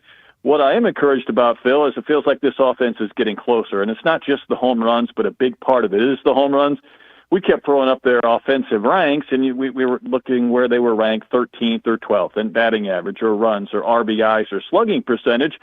And at that point, I said, listen, if you hit home runs, all of those numbers improve. Your batting average is better, your slug is better, your RBIs are better, your hits are better. And to their credit, they were able to do that. I know Missouri's probably not representative of a lot of the teams they're going to face in the SEC, but I think that confidence and that boost might really help them over the next several weeks, and we'll see if this offense can keep clicking. So let me present one stat to you on the baseball team and tell me what you think this can mean. And again, it's 19 games in, so I'm sure things regress to the mean a little bit. The offense, Arkansas batters are striking out an average of just over 6 times a game. Pitching staff is striking out 13.5 batters per game. That's a difference of 7.5 strikeouts. That's huge. And you know what it's like. Teams that keep the ball from being put into play and do put the ball into play are tough to beat. And that's where I hope going on the road, if those strikeout numbers stay anywhere near that. It just decreases the possibility of that crazy game or that crazy inning that tilts a game. And the one stat we've been kind of tracking, Phil, on TV is Arkansas's lack of strikeouts offensively, but the number of walks and hit by pitches they've received. And it feels weird this late in the year to walk and be hit by pitches more than you've struck out, and they've done that. So there have been a lot of games where they haven't had a ton of hits, but they've had base runners. And if they get a few more hits and maintain that patience and that walks, and they aren't striking out a ton, and Arkansas's pitchers continue to do so, I think this is going to be one of these not just good seasons, but potentially great years. Brett, the madness is here. Who do you got? What's your bracket look like? Who's your Final Four? The SEC got 8 teams in. The Big 12 got 8 teams in. Any chance one of those 2 conferences have somebody cut down the nets?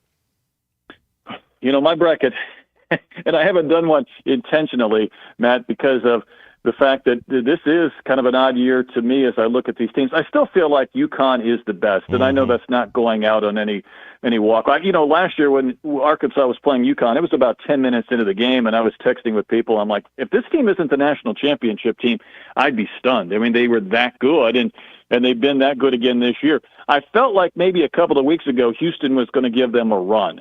What they do defensively and how hard they play, they are really shorthanded now. The one question I have about Houston is they love to harass people and foul people. If they get into a tournament game where the whistles are coming frequently and they don't have 9-10 guys, can they withstand that in a Sweet 16 or Elite 8? I don't know. I would have liked to have thrown Houston in the mix for not only a Final Four berth, but maybe a chance to meet UConn in a championship game. I'm just a little less confident than I was a couple of weeks ago on them. And then, Matt, I feel like I need to kind of pick a couple of teams that aren't number 1 seeds. I do think Purdue has a pretty good chance of getting there, and we think of Purdue as a plodding, slow Big Ten team. They shoot the ball well, and sometimes in March you've got to shoot well to be able to advance. I guess if I had to pick one team that's not a 1, I think Arizona's got a pretty good route. And Arizona, like Tennessee, has been a team that just hasn't had a lot of postseason success. Tennessee's probably relative to their head coach, where Tommy Lloyd hasn't been in Arizona that long. But I do like them if they get a chance to play Carolina in an Elite 8, and maybe this is finally the year. Obviously, they played the Final Four in Phoenix. I think they'd love to figure out a way to get there. I got to bring up the women's tournament here with you. Your girl, Caitlin Clark, they gave Iowa maybe the toughest bracket for any number 1 seed, with a potential rematch against LSU in an Elite 8 game. I mean, the selection committee knows what they're doing when they're putting these brackets together as far as stories. The LSU in Louisville is a potential second-round matchup, putting Haley Van Lith against her former team. So, but if South Carolina doesn't win this thing, that would be a huge upset. As good as Southern Cal is, as good as Iowa is, and Clark. I mean, I saw South Carolina. Maybe they should have lost in the semifinals of the SEC tournament, but they didn't. And I don't see them losing in this tournament either. Good point. Banked in 3, they should have lost, but I don't see them losing because I think they're better than last year, even without Aaliyah Boston. You're right about Iowa. I mean, this is the bell cow, and they've thrown everything at them, including a Kansas State team who has beaten them this year when they played 2 games, an LSU team that beat them in the championship game last year. I would like to tell Dorita, our friend who's in charge of the committee, that maybe she's sticking it to me because I got on her last year about the officiating in the championship game, which was just an embarrassment for the sport that I don't know if they'll ever be able to overcome. That should not have happened on that stage. Regardless, they do not have an easy path. I know they love to see Iowa LSU in a game before the Final Four for TV ratings, but yeah, I mean, for being a number 2 seed, they have a really difficult path. And even Rebecca Lobo, I think on SportsCenter, Phil, this morning said, I feel like the committee felt like who they need to promote. I feel like they're throwing it at them, but we'll see. We'll see what happens. Is there a player? I think Caitlin Clark is the most polarizing college basketball player right now, women or boys. Is there a men's player that you're looking forward to watching in this March Madness tournament? Isn't that the storyline, Matt? We know 3 or 4 of the top women's players, and when it gets to the men's tournament, with the exception of maybe a Zach Edey, who doesn't elicit a lot of excitement. I mean, he's a 7'4" guy who puts up good numbers. He doesn't play like Angel Reese or Caitlin Clark or whatever the case may be. It's why not only is the women's game caught up in some terms in regards to TV ratings and whatnot, but I hear more people like Shaquille O'Neal or others that are talking about the women's game rather than the men's game because they know these stars and the subplots, whether it's that Magic and Bird feeling from the 80s when you couldn't wait for those two to go head-to-head and their teams to do the same thing. I feel like it's similar in the women's game this year. So it's hard to pick 2 or 3 guys in the men's tournament that you're looking forward to watching. I hope we get great games. I hope we get some epic runs to the Final Four, but it feels more different than ever in years past when you compare the men's and the women's brackets. Yeah, I do feel like what you were talking about, that Purdue, that Midwest bracket, man. If it's not Purdue or Tennessee out of that region, it'd be surprising. And then you're right on. UConn hasn't lost since December 20th. I mean, it's just gonna. I don't know who's going to beat UConn. That Auburn matchup, I guess that's a Sweet 16 matchup that could happen. But man, it's going to be tough to beat UConn. No, it will. And I don't know about you. When I watched them last year, and I didn't see a lot of them in the regular season until the postseason, it felt like an NBA team at times. I would be curious to see them play Auburn. I don't know if Auburn will maintain this steam from the conference tournament. They looked really good. They looked better than a 4 seed when they played in the SEC tournament. I don't know if they could give UConn a run at all for their money, but that might be a fun matchup down the road in that bracket. Brett, let's finish on this crazy story with Shohei Ohtani and the Interpreter and $4.5 million in gambling losses. There's so much more that has to come out about this because you've heard now 2 different stories in the last 2 days. I just know that this is the biggest story in baseball no matter what happens for the rest of the season. And it'll last the entire year. You know that. It starts in March. These investigations take time. This is all that people will talk about when it comes to the Dodgers. And, yes, they will be playing games too, I guess. I'm worried about this, Phil, and you're 1,000% right. This is the biggest star, and obviously they're playing in Asia right now because of him, and he's the big draw in addition to the shortstop for the Padres. But this is going to be a story that we're going to be talking about because it doesn't seem to add up, and it feels like there's more that could come out. I'm not a Shohei Ohtani fan or a Dodger fan, but I love watching Shohei play. I hope that there's not more to this the more we dig, because this would make things beyond uncomfortable for Major League Baseball if they have their biggest star involved in something nefarious like sports gambling, whether it's baseball or not. But it feels like there's a few more layers to peel back on this onion. All right. Go ahead. Yeah, Brett. Go ahead. I was going to say, if something does happen and he's suspended, is he able to go play in another league? Is he able to go back to his home country and still play? Or because he's such a young talent, it would be a shame if he's not able to do his God-given ability. It's a great question. I haven't given that any thought, but you're right. I mean, there's still a marketable value for him. My sense is it may carry over only out of respect for Major League Baseball. But again, I hope it's not him placing bets, and God forbid if he's placing bets on baseball, I can't see a different result than what happened with Pete Rose.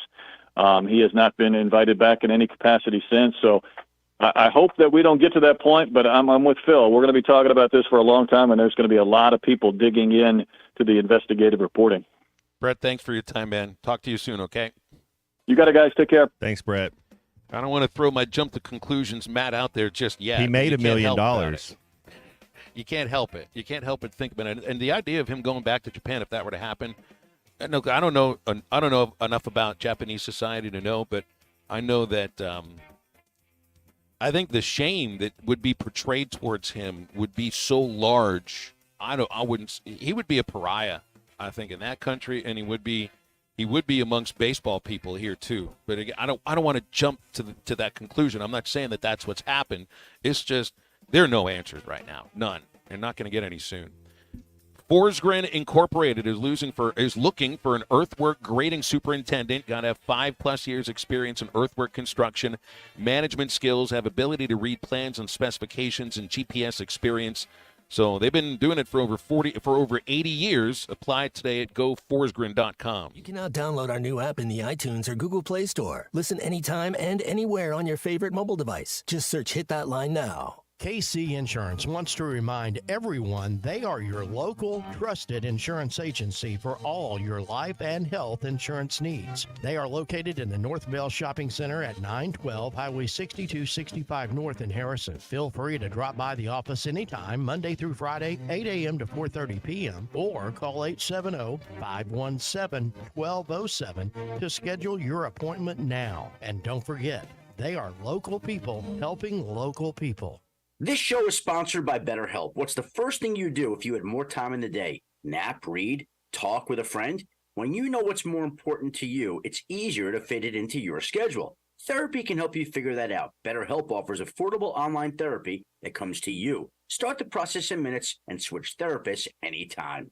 Visit BetterHelp, HELP.com/like today to get 10% off your first month.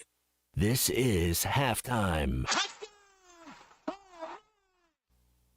Do you need an oil change but don't have time to drop off your car? S&J Express Lube will let you sit in your car while they do the work, and it only takes about 15 minutes with no appointment needed. Prices start at $35.99 for a 20-point inspection service. S&J Express Lube is open Monday through Friday 9 till 6 and Saturdays 8 till noon. You'll find them at 14818 Highway 71 South in Jenny Lind. Check them out on Facebook too. S&J Express Lube, your authorized Castrol dealer in Sebastian County. They are waiting on you now. Hey, it's Ty Richardson for Papa's Pub and Pizzeria. I want to talk about their pizza today. The Goob Special with extra pepperoni and rib rub on top. The Parm Special with double mushroom and jalapenos. Don't forget about the bacon cheeseburger and everyone's favorite, the old trash can. Swing on by Papa's Pub and Pizzeria at 508 Garrison Avenue in downtown Fort Smith, or give them a call at 479-783-9941. Papa's Pub and Pizzeria, the best darn pizza in Fort Smith, perhaps the world. Precision Overhead Door features the finest quality materials, installation, and service for all of your overhead door needs. Fully licensed and insured, with locations in Rogers and Fort Smith, serving all of Northwest Arkansas and the River Valley. Give them a call today at 844-PBS-STORE or online at PrecisionDoorNWA.com. Back-to-back winners of the Best of Award, Gold Best Garage Company in Northwest Arkansas, and also winners of the River Valley Precision Overhead Door. Are you in need of a good power washing? Mike Jr.'s Mo Wash is a full-service pressure washing corporation with over 15 years of experience in the River Valley and Northwest Arkansas. Cleaning services include exterior home, fence, driveways, walkways, gutters, pool deck cleansing, and more. We remove dirt, grime, and more to give you that sparkle you desire. Call me at 479-763-5561. We're open Monday through Saturday from 7 a.m. to 9 p.m. Mike Jr.'s Mo Wash, one call, cleans it all. Remodeling your bathroom? Don't let your imagination be limited by out-of-the-box shower doors or tub enclosures. Arkansas Glass and Mirror is your local source for all things glass, including plexiglass, mirrors, and shower doors since 1964. Arkansas Glass and Mirror has more selections, better prices, and the experience to help you build the shower of your dreams. They also have the only showroom in the area to help you create those dreams. Professional installation and professional service. Only at Arkansas Glass and Mirror, 1316 South Zero, Fort Smith, or online at arkansasglassandmirror.com. Clogs? Nobody wants a clog. Westart Plumbing knows that clogs are a serious issue. They can signal that bigger problems are on the way. So contact Westart Plumbing while the problem is small. Slow shower and sink drains, gurgling toilets, and outside cleanouts making a mess? Call 479-646-5151 today. Westart Plumbing and expert drain cleaning since 1993. They keep you flowing. If you have slow drains or high water bills, call Westart Plumbing and expert drain cleaning service. 646-5151. Your home for every Razorback football, basketball, and baseball game. ESPN 95.3. Flying on the blue, baby, New York City. Never was there a girl so pretty. Do you think we'll be in love forever? Do you think we'll be in love? Flying on the blue, baby, New York City. Can we get it now, love down and pretty? Do you think we'll be in love forever? Do you think we'll be in love? Baby, put on heart-shaped sunglasses, 'cause we're gonna take a ride. I'm not gonna listen to what the past says. I've been up all night, take another drag, turn me to ashes, ready for another love. Says it's gonna teach me just what fast it takes. It's gonna be alright. Welcome back to Halftime with Phil Elson and Matt Jones. Got a question or comment for the guys? Call or text on the McClarty Daniel hotline, 877-377-6963. Let's get back to the show with the voice of Arkansas Razorback baseball, Phil Elson, and Razorback football legend Matt Jones. Baseball tonight at, 6 o'clock? I got my schedules crossed up because the WBIT game that I'm covering in Tulsa is 6:30. Baseball, 6 o'clock. 5:30 airtime on this station that you're listening to. Well, most of the stations you're listening to. Kyle Schasberger will be on the baseball call for these next three games, as I'll be with women's basketball until the end of the WBIT. Arkansas in division now. Now, this is the last year we're doing divisions in baseball, Matt. We know we're not doing them in football any longer either. I don't like doing without the divisions in a sport like baseball with 30 games. I know you don't like not doing the divisions in a sport with 8 games either.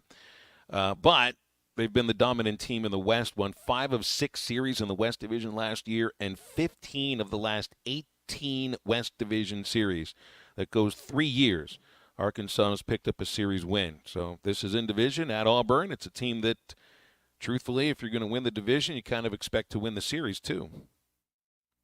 Yeah, it gets going. I liked what Coach Van Horn said about going on the road. Is sometimes it eliminates a couple distraction. It kind of brings you closer together. And then you brought up yesterday that some of their free time's not always, leveled out where it's like, hey, you be here at 5, be here at 6, even when you have downtime, that he lets the kids kind of do what they want. Yep. I think they're treated as professionals. I feel like they're coached that way. And when you're treated that way and coached that way, you kind of act that way. So we'll see how that goes. Also in the SEC tonight, by the way, Hagen Smith, of course, Auburn's made a change in their rotation. I don't know if they planned on this going into the season, but Connor McBride, who had been their Tuesday starting pitcher, is going to get the ball tonight against Hagen Smith, and McBride by far has their best numbers for any starting pitcher. The starting rotation for Auburn so far has an ERA that's over 5, and McBride's got a 2.41. Their other 3 starters, almost 5, over 7, and almost 7. So it's the edge in pitching that I give Arkansas to here easily, and that's the reason I think Arkansas is going to win this series.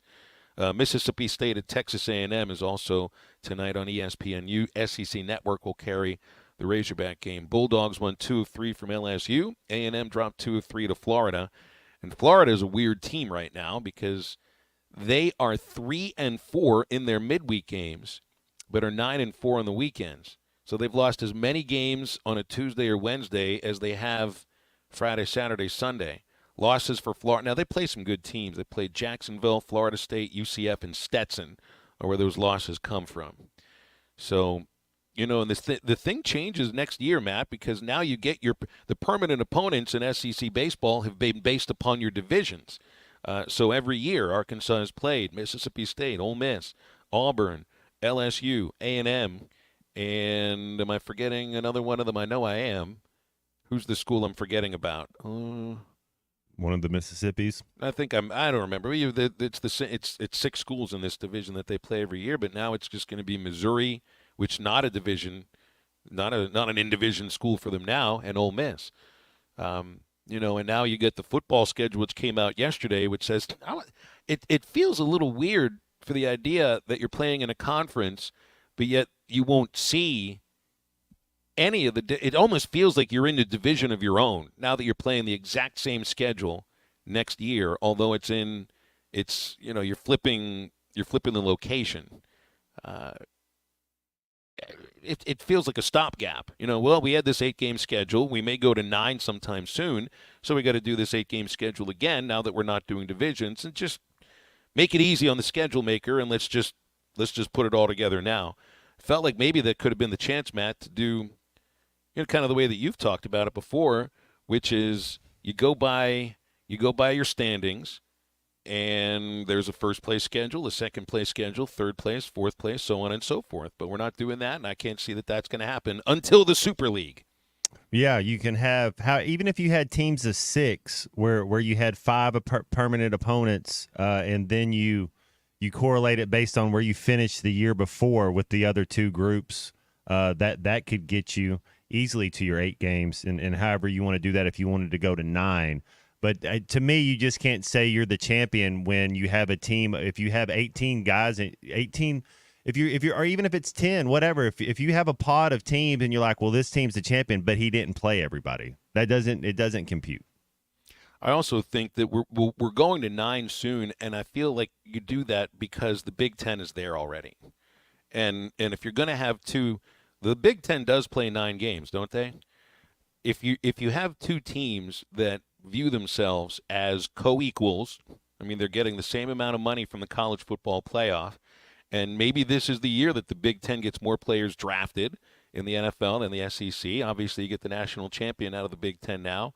Well, if these are co-equal leagues, and I'm not saying that to make any argument that one is better than the other, well, then why wouldn't they play the same amount of league games?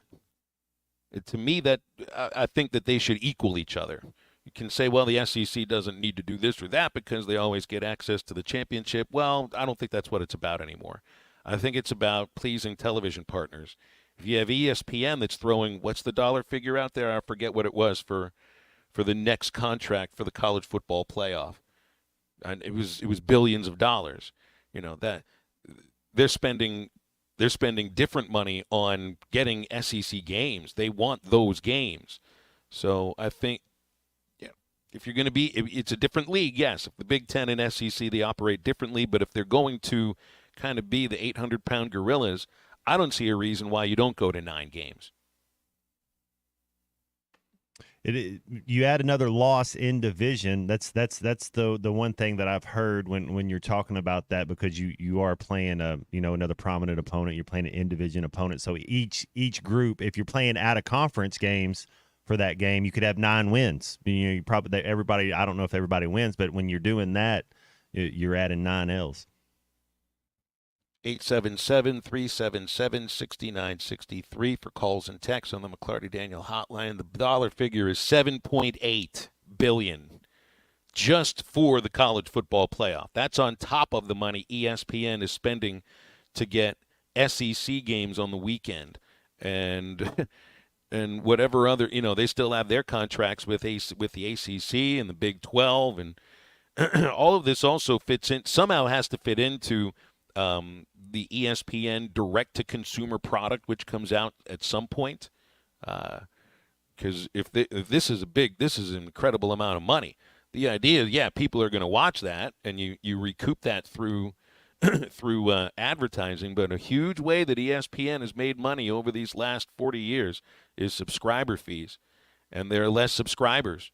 But getting the direct-to-consumer product is going to be one way that they end up spending that $7.8 billion. That's exactly right. What else here? Well, I was wondering, what are some of the other schedules that look like they could be really difficult for next season in the SEC?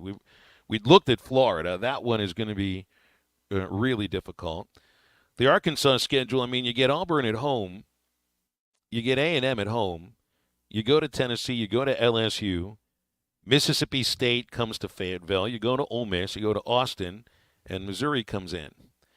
So, I mean, it's still it's a pretty tough schedule, but there's no Oklahoma. There's no Alabama. That's 2 years in a row, no Alabama, and it does feel like if you get the chance to end that losing streak, this would be the year to do it.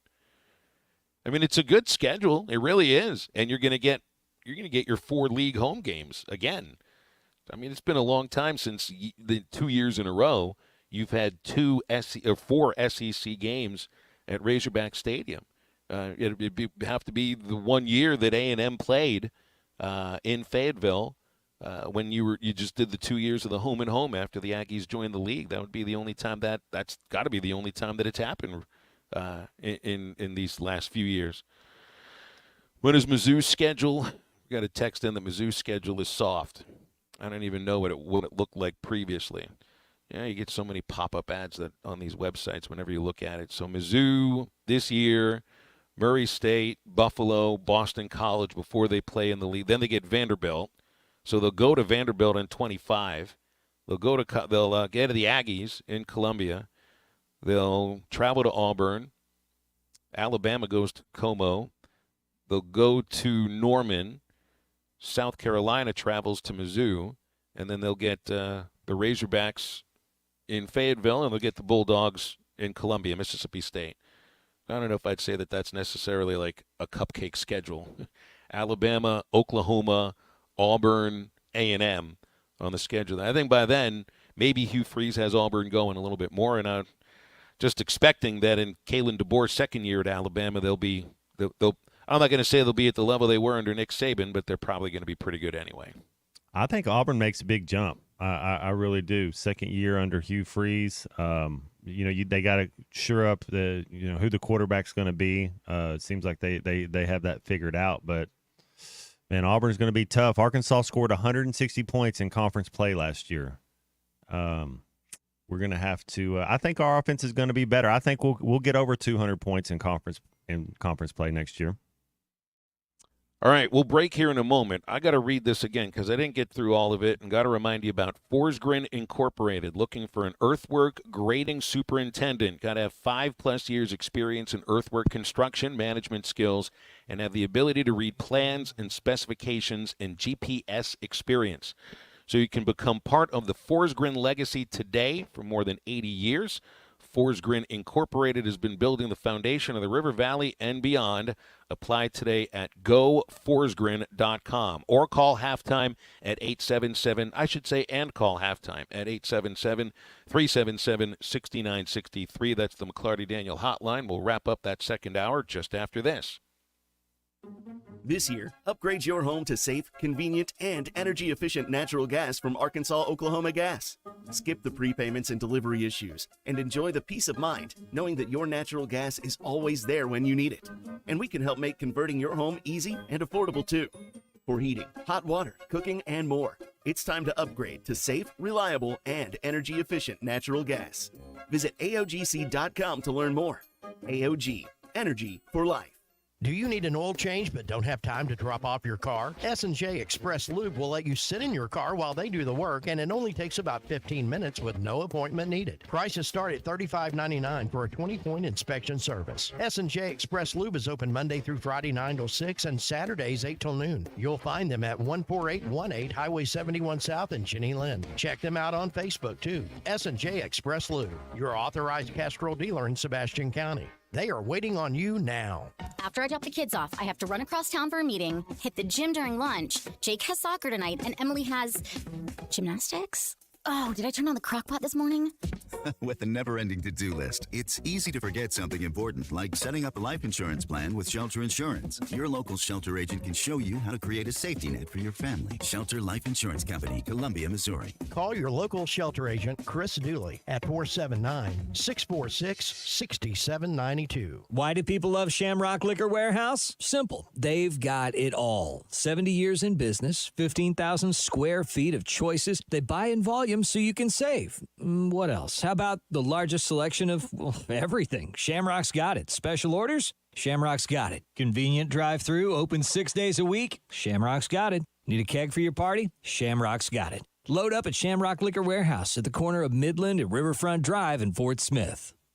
Looking for a new piece of heavy equipment? Come on over to Sharp Equipment today and explore our latest offers and deals as a Wacker Newson dealer and a Cinnabogan authorized service provider. From excavators with the best-in-class breakout force to powerful skid steers, we'll be sure to find the right equipment for you. Stop in Central Hydraulics and see us at Sharp Equipment, located at 6104 Highway 271 South in Fort Smith, or give us a call at 479-242-1406. When you need legal help, turn to the law offices of Craig L. Cook. With over 40 years combined experience, the Cook Law Team works for you. If you've been injured in an auto accident, hurt on the job, a victim of nursing home negligence, or need help with bankruptcy, Social Security, wills, trusts, estates, or family law issues, Craig Cook will go to work for you. Call us today, 479-783-8000. The law offices of Craig L. Cook, with locations in Arkansas and Oklahoma. We work for working people. I know we're always on the go, heading to Fayetteville, Little Rock, Oklahoma City, and you need a place to fill up. But not just for gas. I need snacks, drinks, and a restroom that doesn't make me throw up. That's why my new favorite pit stop is Jam Mart number 10, located at 6201 Grand Avenue on the way out of town. I can't stop by without getting something from their hot box or a fresh made burger. That's Jam Mart number 10, located at 6201 Grand Avenue in Fort Smith. Hey, I'm Hagen Smith. As an Arkansas pitcher, I know the importance of precision, skill, and keeping cool under pressure. That's why for your home, choosing the right team for heating and air is just as important. You want professionals who bring their best game. When it comes to staying comfortable, I rely on Pascal Air, Plumbing, and Electric. They'll send pros to take care of your home, too. So sign up now for Pascal's Planned Protection membership before the summer heat for only $8.99 a month. Never pay for a tune-up again when they're included in your membership. Professional people, professional service. Pascal Air, Plumbing, and Electric. Your home for every Razorback football, basketball, and baseball game. ESPN 95.3.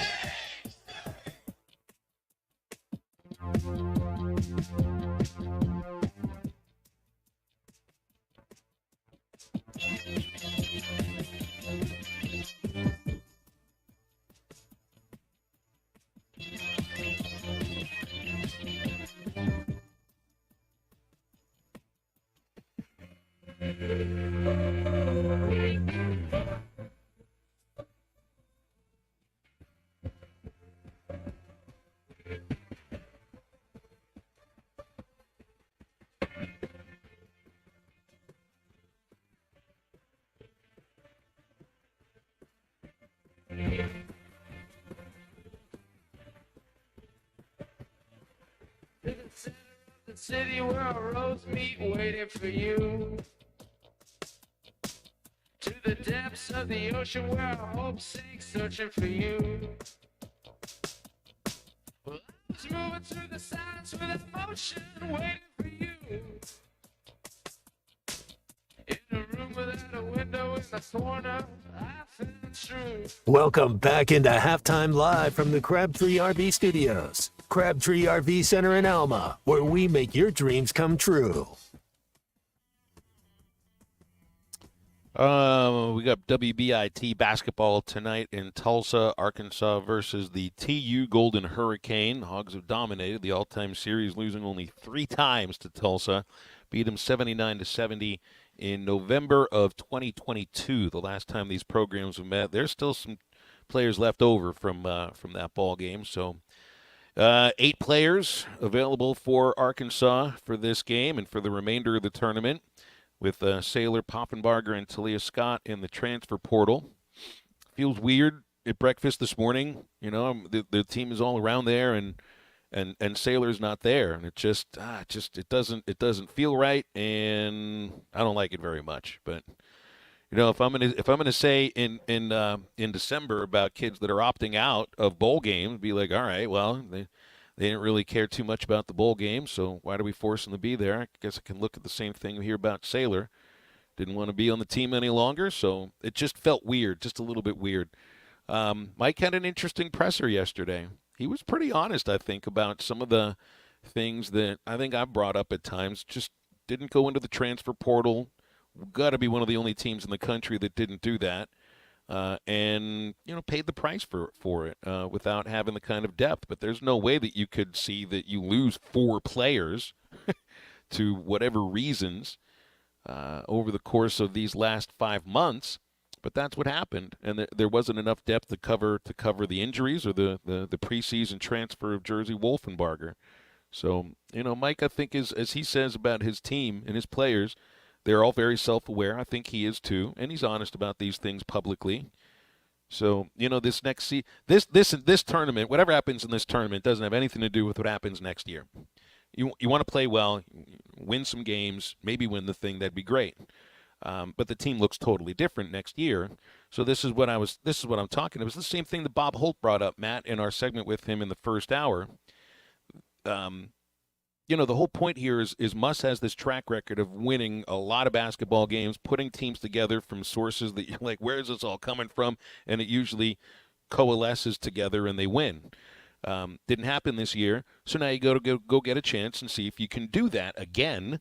because you trust the track record, but you can't do it 2 years in a row. Then you kind of start – then you kind of wonder about job security, and I think it's the same thing about Mike. He doesn't have the postseason success, but I think they've been good enough in the regular season to at least make a postseason tournament 6 years in a row now. But it's got to show up differently next year. They got to have a better season. Well, it's kind of like a bowl game almost, where there's standalone games. You have a lot of opt-outs. Arkansas can't be the only program that's suffering from this, because I think this is hurting teams like Arkansas. I don't know what other teams are on the level. We're not the upper team. We never have been. It's okay. It doesn't mean you still can't compete, but to get your ladies in or your dudes in, and then they just go because they get a purple patch or they're talented, and it's like, man, they just put a little streak on, and then so chirp, chirp, chirp, and it's like, well, then all of a sudden they're not playing anymore. It's just I do not understand how they let it get this way, and it's almost like they don't care that they're okay with that. The NCAA they're like, it's not good for the game. It's not good for anybody, and it's just it's becoming the norm. And I see a baseball team here, Matt, that has guys that came in from other programs and guys that stuck around from last year that expect to play that are having a lot of trouble cracking the lineup. Peyton Holt is one of them. Jack Wagner would be another guy that transferred in, had a huge year at Tarleton, has barely seen the field. These guys continue. Now, I'm around them during batting practice. I won't be this series because I'm not at Auburn, but they play with a great attitude in batting practice, and the lack of playing time hasn't affected them, at least not yet. To me, that's the culture of the program, and the understanding that they hope that they'll get that opportunity at some point. You gotta collect all the talent that you possibly can, right? You want to have the absolute best collection of talent possible, and the understanding that in basketball there's only there's 200 minutes you can play between 5 players on the court at the same time. But he did not have the right collection of talent. That's my point. It wasn't enough of a group to actually fit together when pieces started falling off. And the pieces will fall off as the season goes on. Third hour of halftime, just a moment, so stay with us. Drive a third-row SUV that is style in motion with the 2023 Buick Enclave at Harry Robinson Buick GMC. Right now, get $1,250 in total savings or 2.9% financing on a 23 Buick Enclave. The 23 Buick Enclave, designed for the road ahead and well-crafted for your refined taste. Test drive a new Buick Enclave and experience the new Buick at Harry Robinson Buick GMC. Exit 11 off of I-540 in Fort Smith.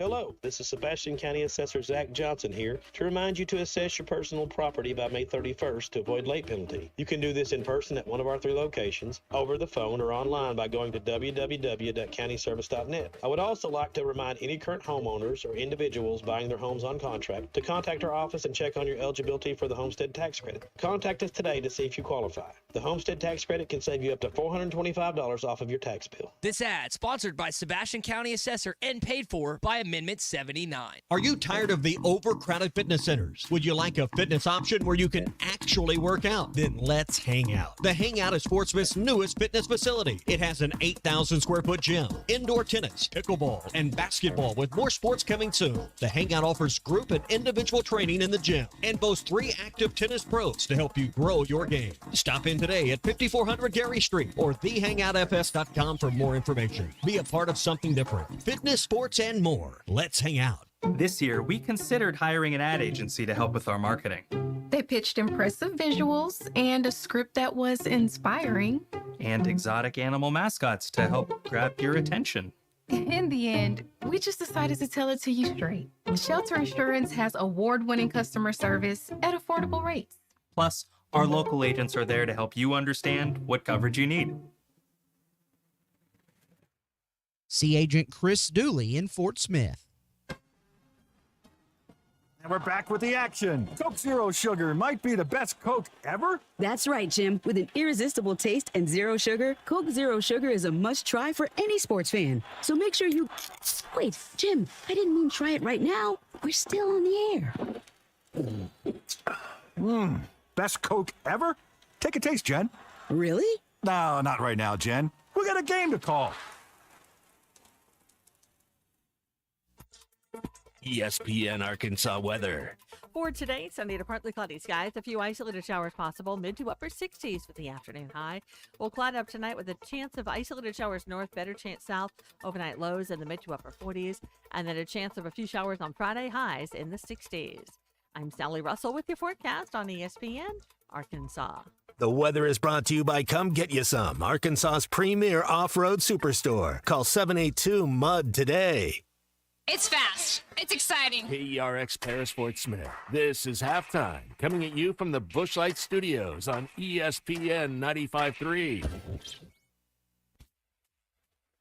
Coming to you live from the Crabtree RV Center Studios. Broadcasting on ESPN Arkansas and streaming on hitthatline.com. We got a good one tonight. You got a team in here that doesn't respect it.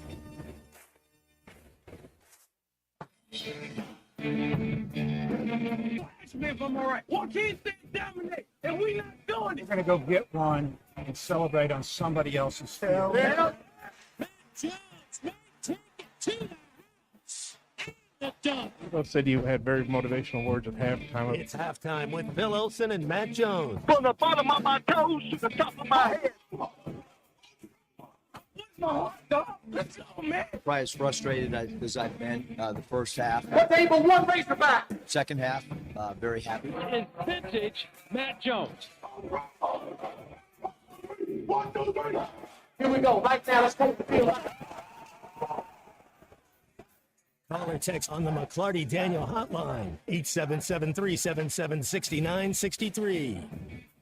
Now, here's Phil Olsen and Matt Jones.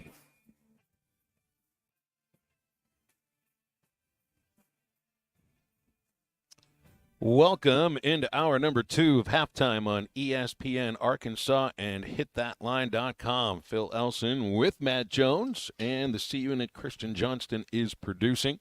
We've got Chuck Barrett coming up in about 15 minutes, the voice of the Razorbacks. He'll be with us for a couple of segments, so if you want to get on with us, now's the time.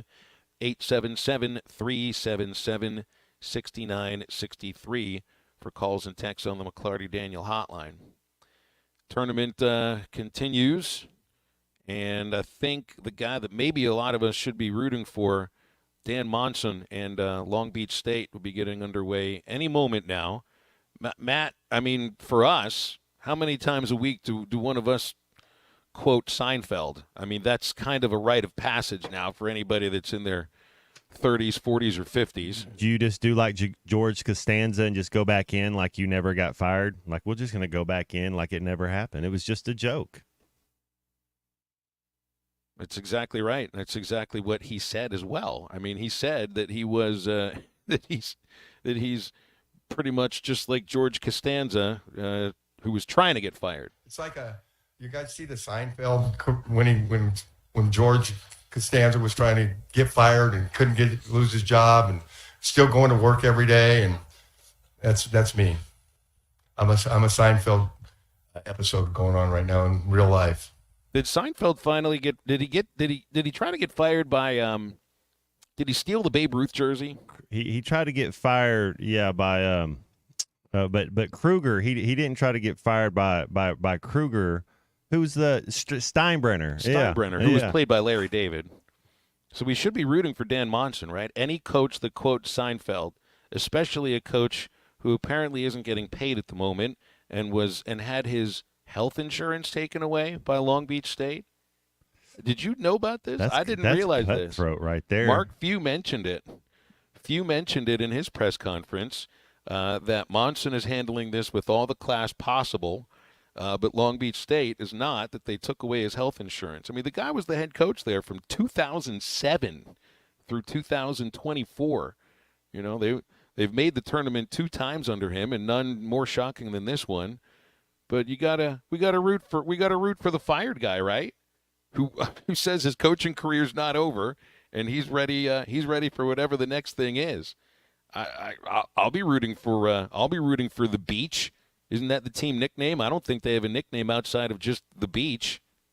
You got Arizona, 2-0 Long Beach leads. That might be their only lead. That might be their only lead, yeah, right? I think Arizona's going to win that game by double digits. Yeah, BE says he's never watched Seinfeld. Well, then what are you listening to this show for? And Brandon says he's like the guy in Office Space looking for a stapler. Did you hear the? No, we fixed the throwing out- glitch. We found that if we do that on Friday, there's less chance for a situation to arise. Right. Well, we already threw out our jump to conclusions, Matt, earlier in the show. He made $1 million. Don't be jumping to conclusions about the Shohei Ohtani thing.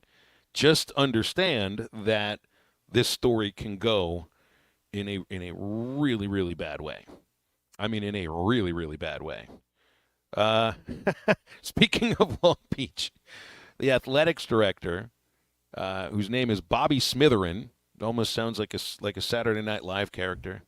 Bobby Smitherin says, "My belief and hope is that by doing what I did and the timing of it, they would play inspired, and that's what they did.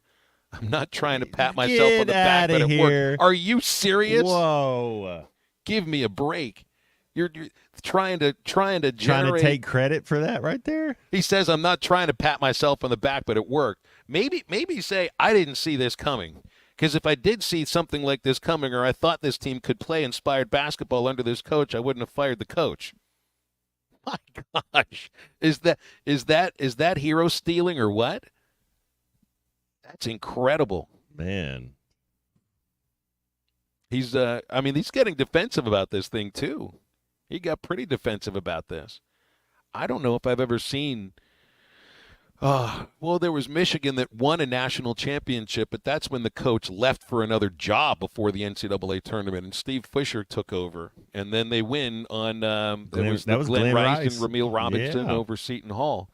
This is different than that. PJ Carlissimo. That was a spurned group of players. That must have felt insulted by it, and then they go win the whole damn thing. This is different. This is a group of players that obviously are playing for the coach.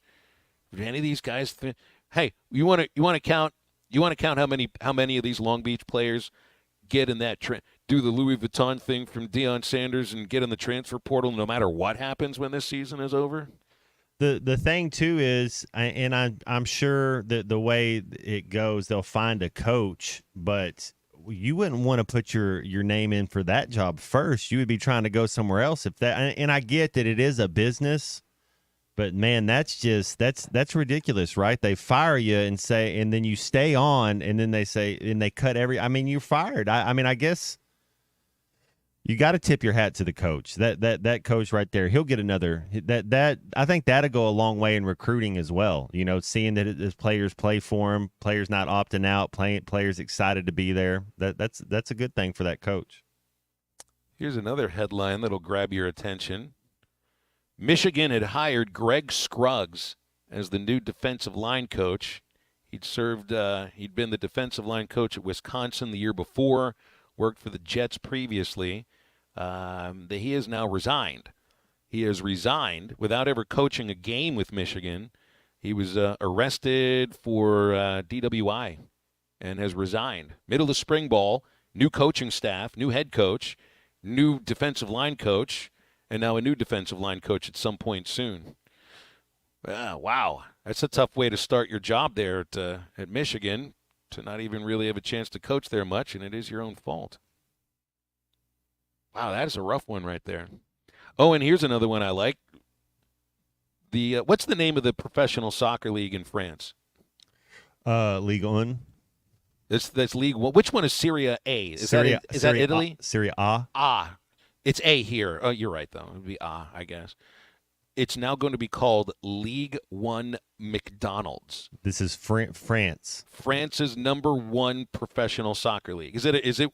If you were to, all right, let's do SEC, Big 10, Big 12, ACC in Europe. Where does League One McDonald's line up there? For the French league, it's the ACC. They got one team. It's the league that's going to fall apart at some point when two of the other schools decide to sue them. PSG that's the team that wins it about every year. You got the Spanish league. You'll have Germany. You'll have Italian, and you'll have the French league.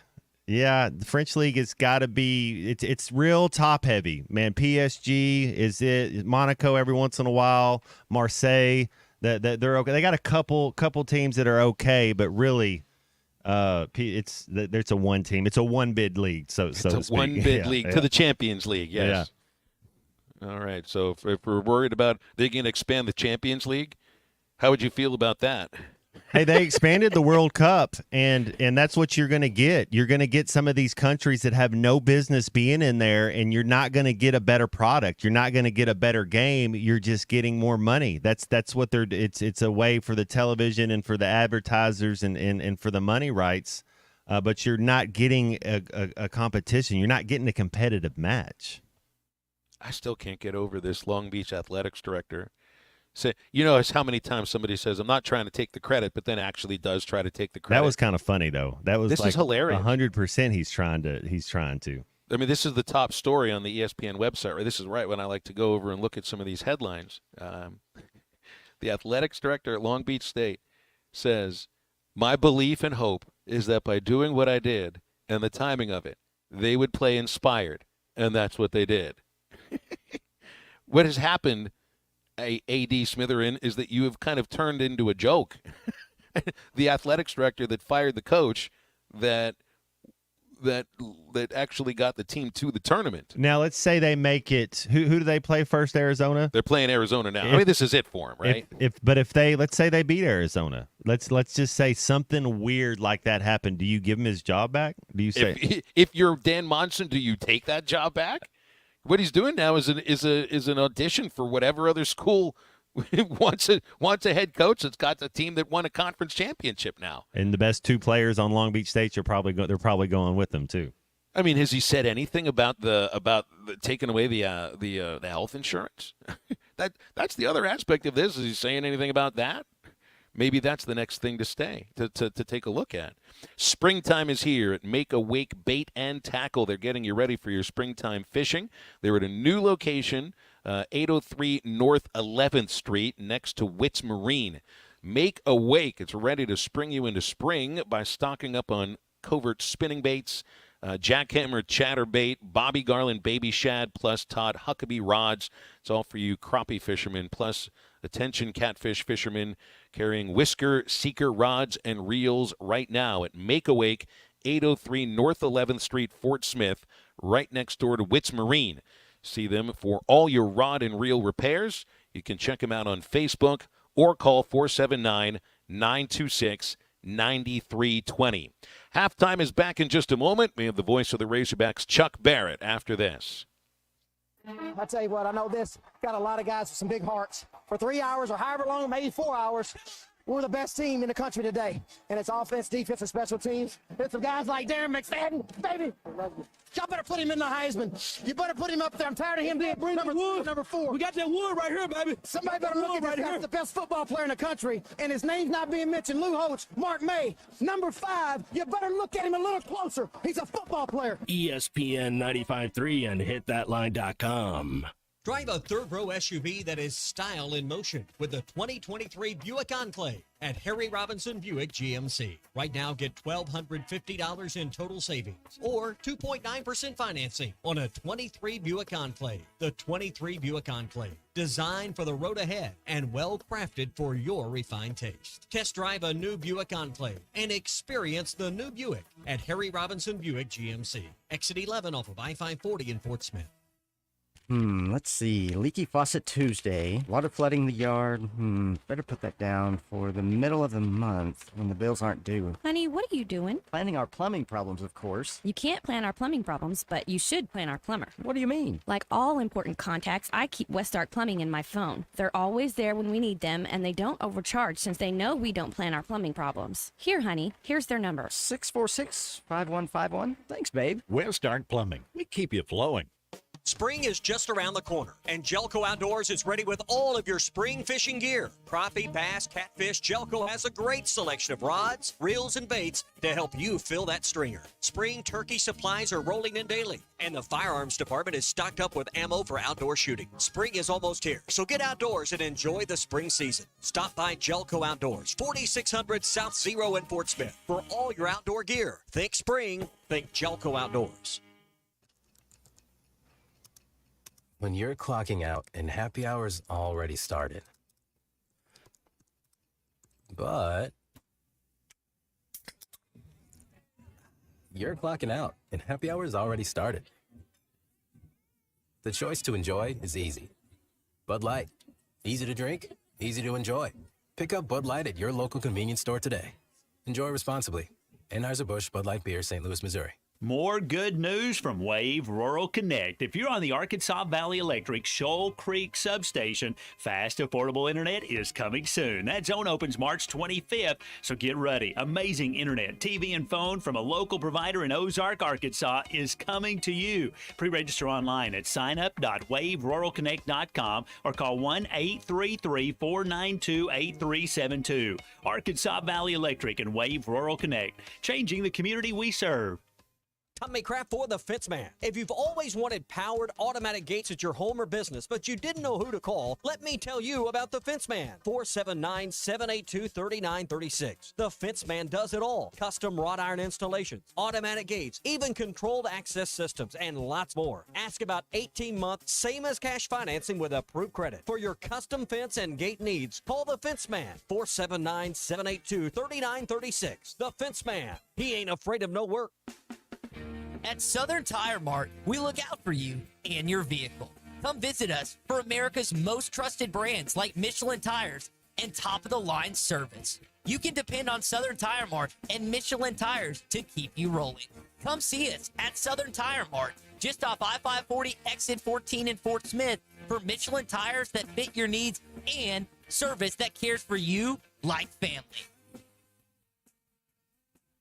Your home for every Razorback football, basketball, and baseball game. ESPN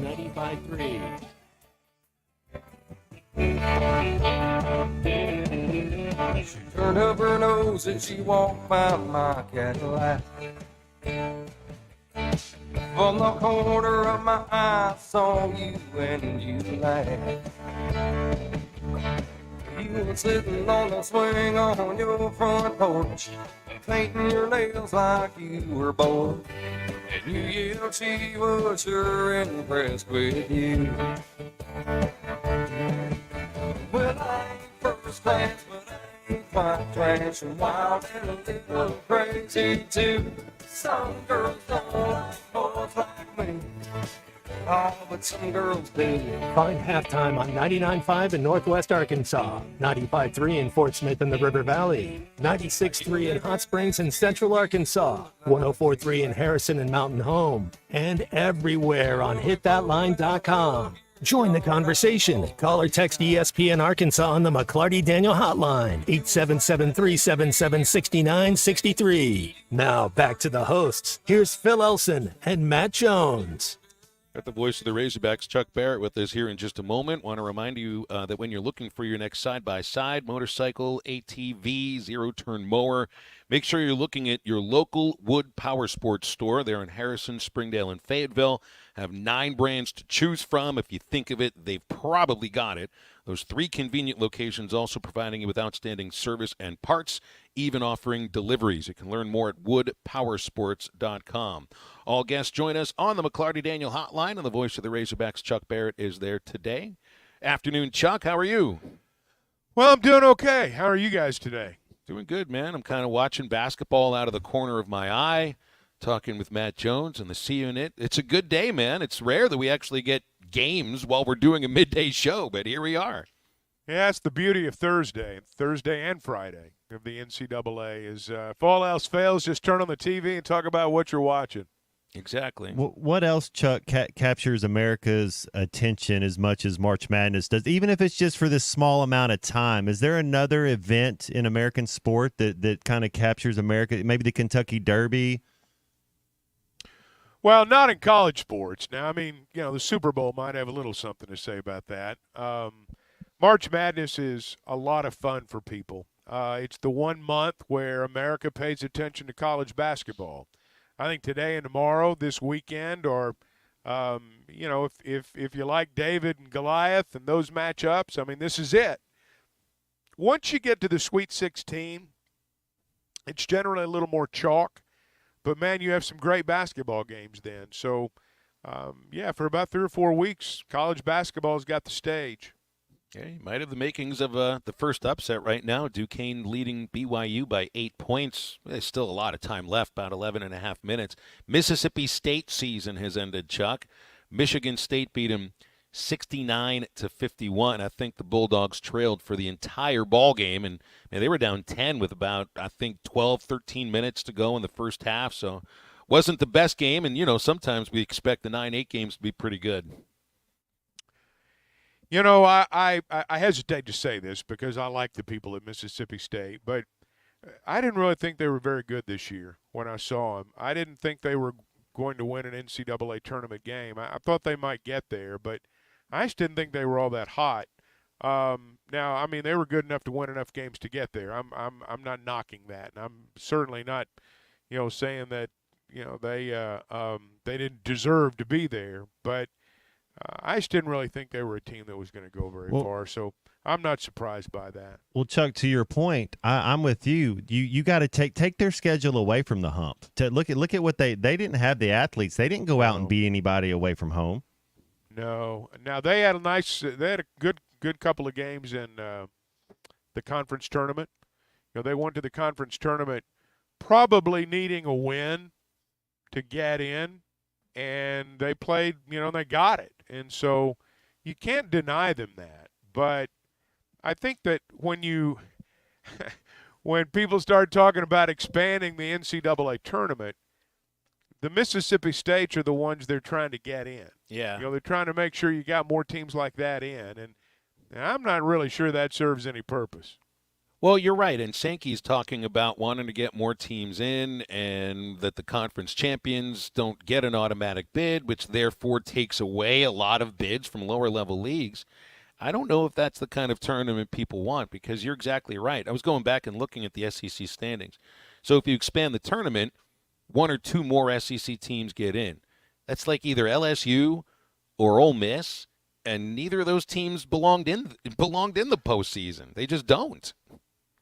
Sometimes, and I don't do this every year, but sometimes you can look at the NIT record of all things and kind of get an idea about what it might have been like if those teams that had been on the bubble and didn't get in had gotten in. LSU lost at home to North Texas. I think Georgia survived Xavier, did they not? I guess those are the teams that are playing. Now, obviously, a team like Ole Miss would not have turned down an NCAA invitation, but neither would they have won a game in all probability. So I don't if your purpose is to crown a national champion, it's fine. If your purpose is just to say we got so many teams in the NCAA tournament, maybe, you'd like to say, hey, we got Georgia and LSU in, but, I mean, they'd have gotten beat in the first round. So would Ole Miss. Chuck, last year, 0 number 1 seeds made it to the Final Four. This year, my bracket, I got UConn, Houston, UNC. Those are 3 number 1s, and then Tennessee is the number 2. So I got 3 number 1s going. But, Chuck, take away the number 1 seeds. That would be Purdue, Houston, UConn, and North Carolina. Give me a national champion. Give me somebody you like. Kentucky's my pick to cut down the nets. Will they play any defense? See, I don't know, but when you can score 105, you don't have to. Right. Well, here's the thing about Kentucky. They've still got the ability to get stops when they have to have them. They still have the athleticism to get some stops here and there. They're my pick. I mean, I'm not saying I'm necessarily pulling for them. I was telling Ty this morning, I do one bracket in ink, and I can have it done in 4 or 5 minutes. It doesn't take me very long. I kind of play the gut, and all of a sudden I looked up, and Kentucky was in the Final Four, and I got them winning the whole thing. So Ty does what, like 5 or 6 brackets, right? He's got That's what he was saying. That's what he was saying. I do one, I do it fast, and just go with the gut. I used to do 2 brackets. Just growing up, I did 2 brackets. I would do one where Pitt would win the national championship just to do it, and then the other one where I would actually take a little time. But it's funny, too. It's like you could sit there. I love how you do it, Chuck, because that's how I try to do it, too. We got 24 hours in the day. I need to sleep. I need to work. I need to eat. There's a bunch of other things I need to do. Picking this entire bracket is not high on my list. So I think 4 to 5 minutes is the most. But you know some people that put more than an hour into it. Oh, yeah. Ty's one of them. People do that, and then they'll enter those brackets. It seems to me it's like, You know, it's either somebody that did it in 4 or 5 minutes or somebody that doesn't know anything about basketball that always seems to win the bracket. So, you know, that's just kind of how it's worked. I've won that thing a couple of times, not with this group, but I've won a couple of bracket things over the years, and it's always been just bang, bang, bang. Give me a pen and a bracket, I'll write it down, and that's my bracket. The last bracket I won, which it's been years, Chuck, was when Anthony Davis was at Kentucky. I had Kentucky win it that year, so it's been that long since. They're tough, but I'm like you. I kind of takes about 5 minutes. You write it down, and you got UConn. No, I don't. I didn't go with the favorite this time. Oh, that's right. You don't have a number one. I do. I got UConn in the Final Four, but I got North Carolina beating UConn, and then Houston and Tennessee are in my Final Four. The thing that concerns me about Houston is I don't know if I think there's going to be a game where they struggle to score. And some of these teams that are great defensive teams, I'm not knocking their defensive abilities, but some of them can't score. And I just worry for Houston. I wouldn't say worry, but I wonder if Houston's not going to hit a game where they struggle to score. I don't have Houston in the Final Four. Well, they'll have to play Duke in the Sweet 16, and by your thing, they would have to play Kentucky in the Elite Eight if they made Kentucky, I've got Kentucky beating Houston in the Elite Eight. I've got Duke in the Sweet 16, but it wouldn't surprise me if somebody knocked them off. It would not stun me if Duke lost in the first round in the upset of the day. I didn't think when they were here it was a chiseled team. I didn't think they were tough enough to then. That team was not tough enough to make a deep run. Maybe they've toughened up as the year went on, but I thought they were kind of soft. Guys, I took my opportunity to use the South bracket, the South region, as my one to get crazy with. I got James Madison in the Sweet 16, only because James Madison has had the greatest year in the history of their athletics, which includes a victory over the number one baseball team in the country. And I've got Vermont beating Duke for no other reason than I just like the thought of Vermont beating Duke, and I got Houston losing to Kentucky, with Kentucky losing to UConn in the championship game. I've got Kentucky beating UConn in the national championship game. Yeah. But I could certainly see it go the other way. I mean, UConn's really good. UConn's really, really good. And but I think so much of this is about, who gets hot at the right time. Who over the next 2 or 3 weeks can get on a run and put it together, and then go back home, spend a couple of days having everybody tell you how great you are, and then go out on the road and do it again. You've got to have a lot of moxie, as a player and as a team to be able to pull that off. Hey, Chuck, I got to ask your reaction on Devo getting into the portal yesterday. It couldn't have been a surprise, going through senior day and all of that. It's just, it happened yesterday. So what did you think? Well, it felt inevitable. I think it was, I don't know that amicable. People say they had an amicable parting. I think it was time for this marriage to end. And I hate to say that. I mean, I really do. It's a product of the modern era of college basketball. I don't blame these kids. I can't honestly say if I was 18 or 19, I wouldn't go into the portal every chance I got just to see what was out there. And there's a lot out there right now as we've seen. But I also think that Devo's a Razorback, for better or worse. And there have been some better times, and there have been some worse times. That's kind of how life is. I hate that it's happening. I think it's a shame that it's happening. But I understand why it's happening. It's the modern era of basketball. And I think when this season began, it was almost like there'd be something wrong with Devo if he stayed in the same place for 5 years. I mean, nobody does that.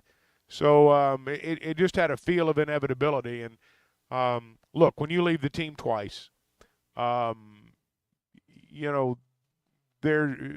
something going on there. Let's just put it that way. And I think the world of Devo.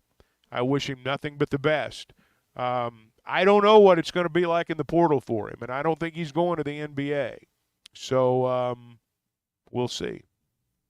Hey, Chuck, is it normal for Coach Musk to sign this contract extension? Do you think that there needs to be some type of announcement? Is Coach Musk going to be the head ball coach next year? I've not seen anything that makes me believe he won't. I mean, I really haven't.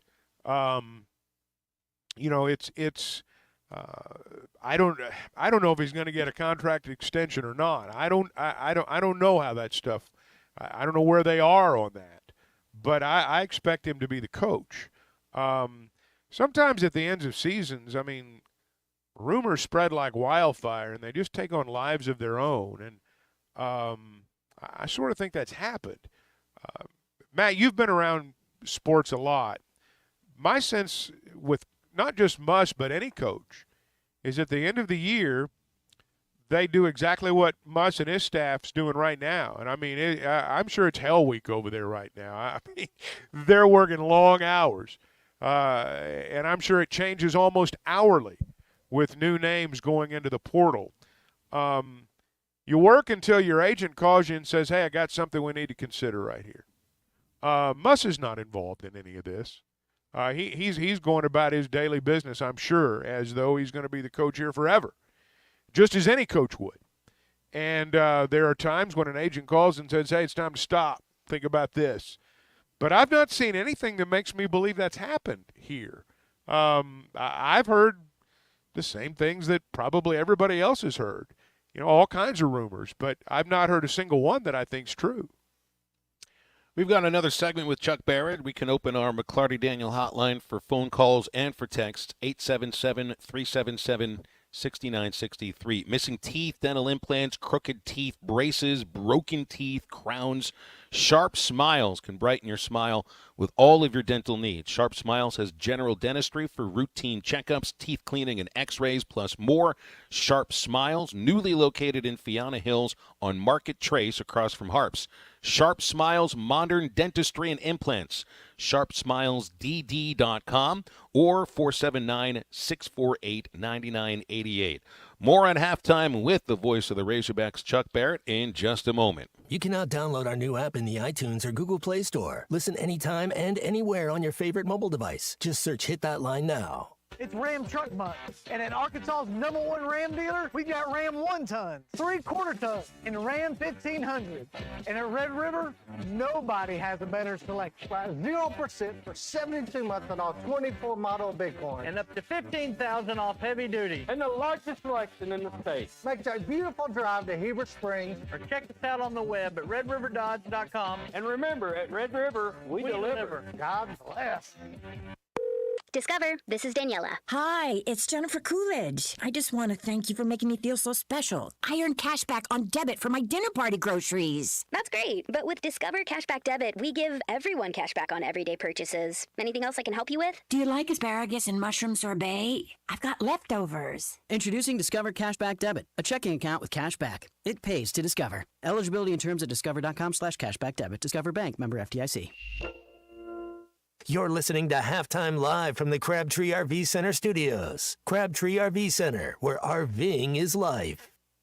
Are you tired of the overcrowded fitness centers? Would you like a fitness option where you can actually work out? Then let's hang out. The Hangout is Sportsman's newest fitness facility. It has an 8,000 square foot gym, indoor tennis, pickleball, and basketball with more sports coming soon. The Hangout offers group and individual training in the gym and boasts 3 active tennis pros to help you grow your game. Stop in today at 5400 Gary Street or thehangoutfs.com for more information. Be a part of something different. Fitness, sports, and more. Let's hang out. Do you need an oil change but don't have time to drop off your car? S&J Express Lube will let you sit in your car while they do the work, and it only takes about 15 minutes with no appointment needed. Prices start at $35.99 for a 20-point inspection service. S&J Express Lube is open Monday through Friday 9 till 6 and Saturdays 8 till noon. You'll find them at 14818 Highway 71 South in Jenny Lind. Check them out on Facebook too. S&J Express Lube, your authorized Castrol dealer in Sebastian County. They are waiting on you now. When you need legal help, turn to the law offices of Craig L. Cook. With over 40 years combined experience, the Cook Law Team works for you. If you've been injured in an auto accident, hurt on the job, a victim of nursing home negligence, or need help with bankruptcy, Social Security, wills, trusts, estates, or family law issues, Craig Cook will go to work for you. Call us today, 479-783-8000. The law offices of Craig L. Cook with locations in Arkansas and Oklahoma. We work for working people. Walk-Ons is always a win. Whether it's a post-game celebration, drinks with the crew, or an easy weeknight dinner, Walk-Ons has you covered. Scratch-made dishes, wall-to-wall TVs, craft beers and cocktails. Dig into mouth-watering menu items like po' boys, gumbo, and voodoo shrimp, plus fan favorites like juicy burgers and fresh salads. Find your nearest location in Rogers, Fayetteville, Fort Smith, Conway, and coming soon to Little Rock, or order online or in the app. Walk-On Sports Bistro for the win. This is Bruce Stanton, Vice President and General Manager of Pradco Fishing in Fort Smith. If you're going to do some cold water bass fishing, you need to be using an Umbrella Flash Mob Jr. It's the best lure for duplicating a small school of shad and can be worked from the top of the water column to the bottom. Whether you're trying to win a bass tournament or whoop up on a bunch of white bass and stripers, the Umbrella Flash Mob Jr. will catch them. Available at Walmart, Bass Pro Shops, Academy, LureNet.com, and tackle stores all over the place, the Umbrella Flash Mob Jr. At A&P Auto Sales, we take pride in the way we do business. We focus 100% on our customers and believe car buying should be a fun, hassle-free experience. We will work with your budget and offer a dependable car at a price you can afford. Bank financing is available with approved credit, or cash is always accepted. Hop on over to 1202 Fayetteville Road in Van Buren and choose from a wide selection of cars, trucks, and SUVs. Contact us today at 353-1246 or check us out online at apautosales.net. Find your next car at A&P Auto Sales in Van Buren. Your home for every Razorback football, basketball, and baseball game. ESPN 95.3. Station, lost to behind the home. Operator.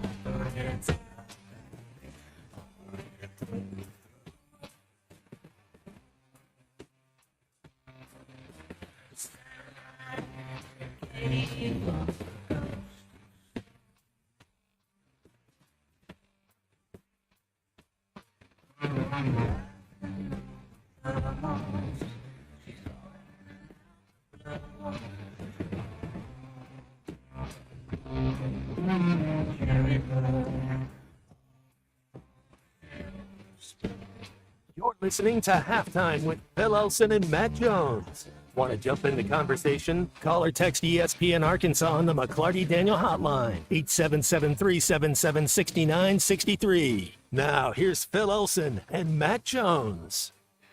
And voice of the Razorbacks, Chuck Barrett, with us here as well. You better watch out, Arizona. Long Beach State has a 31-28 lead, 4 minutes left in the first half. There's no way that continues going into the second half, right, Matt? Wow. Some teams are in a hurry. Sometimes halftime's better for one team, and some team would just rather stay out there. I think Arizona would be looking forward to halftime. Creighton and Akron Jackson are Robinson. Yeah, 22 Sorry. points. No, He just hit another one. Did he hit another one? He Jackson just hit Robinson's another showing three. out He's got today, 25. everyone. He's got 25. He's had himself a good year. I think it's like 14 points a game. Started this game on the bench, and he's the reason BYU is staging this comeback right now. That's fun to watch, although, I know a lot of people watch that game and say, like, well, he could have done this for Arkansas this year. I guess that's just human nature. 8 Oklahoma, and not that far away. But, yeah, they're looks like they're going down to the wire, and we'll see what happens. Chuck, kind of getting back to this Arkansas team, speaking of Arkansas and Arkansas kids, and I know you can get talent anywhere, but there's only one scholarship guy up there on scholarship right now. Is that Landon Blocker that's an in-state kid? Landon Blocker, yeah. We were talking about this this morning, and here's my view on that. I think basketball is different than football. I think in basketball, you're only going to end up playing 8 or 9 guys. If you're going to recruit an in-state kid, he better be able to play. If you're going to sign 2 or 3 in-state guys, they better be able to play. You think about the in-state guys that we remember. Most of them have gone to the NBA. Most recently, Moses Moody, Jalen Williams. But we also had players like, Ethan Henderson, and there were some others who came up that ended up going other places. And you look at Pinion on this year's team leaving, and there have been others that have. Connor Vanover, yeah. Yeah, Connor. Devo's one of the few guys that stuck around that was not an NBA guy. Frankly, the reason he stuck around was because he was not an NBA guy. If he had been, he'd have gone. So I think those guys, those players, you go get. But I've come to believe this, and I know there are going to be people that disagree with this, and I respect your disagreement. But my observation over the years has been, if you sign an in-state kid and he can't play, there are problems because he's bringing the whole town with him. You know, there's going to be 20, 30 of them sitting up there at every game. And if he's not playing, they're going to want to know why, particularly if you're not winning. And I've just seen this happen over the years, time and time again. And my feeling on it is that in football it is different. But I think in basketball, given the way the game is played now, given the portal, given the fact that when you get right down to it, only 8 or 9 guys are going to play. If you're going to sign an in-state kid, he better be ready to go, man. He better be a player because otherwise there's the potential for issue, and a coach really has to massage it. I see this a little bit with the baseball team right now in the situation with Peyton Holt, from Greenwood. He's done absolutely nothing other than produce when he's had the chance. It's just a tough lineup to crack right now at the positions that he plays. And we get texts sometimes about people ask, why is Peyton Holt not playing? What's going on here? And it's not that he's done anything wrong. Maybe a few more Arkansas kids as far as pitchers go, but there really aren't that many Arkansans that are position players on the baseball team. And I see a little bit of that same thing of what you're talking about. I don't think it's a problem. It's not affected Peyton Holt's attitude or the way that he's practicing, but I certainly see your point. Well, the portal's changed things too. The portal's changed a lot of things because how many times do we see in college sports right now? I mean, a school signs a kid as a freshman. They invest all the money, all the time, all the work that goes into developing that player. A couple of years later, he can play. You've done your job. He's gotten ready to play. So he's going to go play for somebody else. You do all the work, and then somebody else reaps the dividend. That's part of it too. And a lot of coaches, and I don't disagree with this, I think it's more prevalent in basketball than football. But in basketball particularly, why would you spend 2 years developing a guy when you can go sign a kid that somebody else has already developed, regardless of where he's from? The portal has, I think, nationwide affected high school recruiting. I don't see nearly as many teams out there, particularly in basketball, signing freshmen unless they're big-time freshmen. You're not going to be able to take a chance on a kid anymore because somebody else has already developed a guy that can help you now. So it's changed a lot of things, from in-state recruiting to out-of-state recruiting, the way you go about it, the players you look for, the development required. Because let's face it, in Eric Musselman's case, you got to win next year. You got to win next year. And so if you're going to sign a kid and he's out of high school, he better be able to come in and help you win next year. Otherwise, you've wasted a scholarship. With the portal, I feel like there might have been one of these jump the shark moments a couple of days ago with this, and it's a football thing, with Caden Proctor going, he leaves Alabama, goes to Iowa, gets Iowa in trouble, and now he's going back to Alabama apparently, and I think he might be taking some NIL money with him. But there's something Lane Kiffin said in response to that. Yeah, you think? There's something Kiffin said in response to this about basically and I think football is the only sport that has the 2 different windows because of spring ball. But essentially, because you have the December window and then you have the after spring window, everybody's on almost like a 6-month contract when you're a college football player. And there's just no way that can be sustainable. Well, we say that, but I've not seen anything that makes me believe it's going to change anytime soon. When you give someone all the power, you're going to play hell getting it back. That's just kind of how the world works. The idea that you can so radically go in a different direction and give the players all the power and suddenly you're going to snatch it back, not going to be able to get away with that. I mean, these horses have left the barn and they're not coming back. Mm-hmm. So you better find a way to maneuver around it.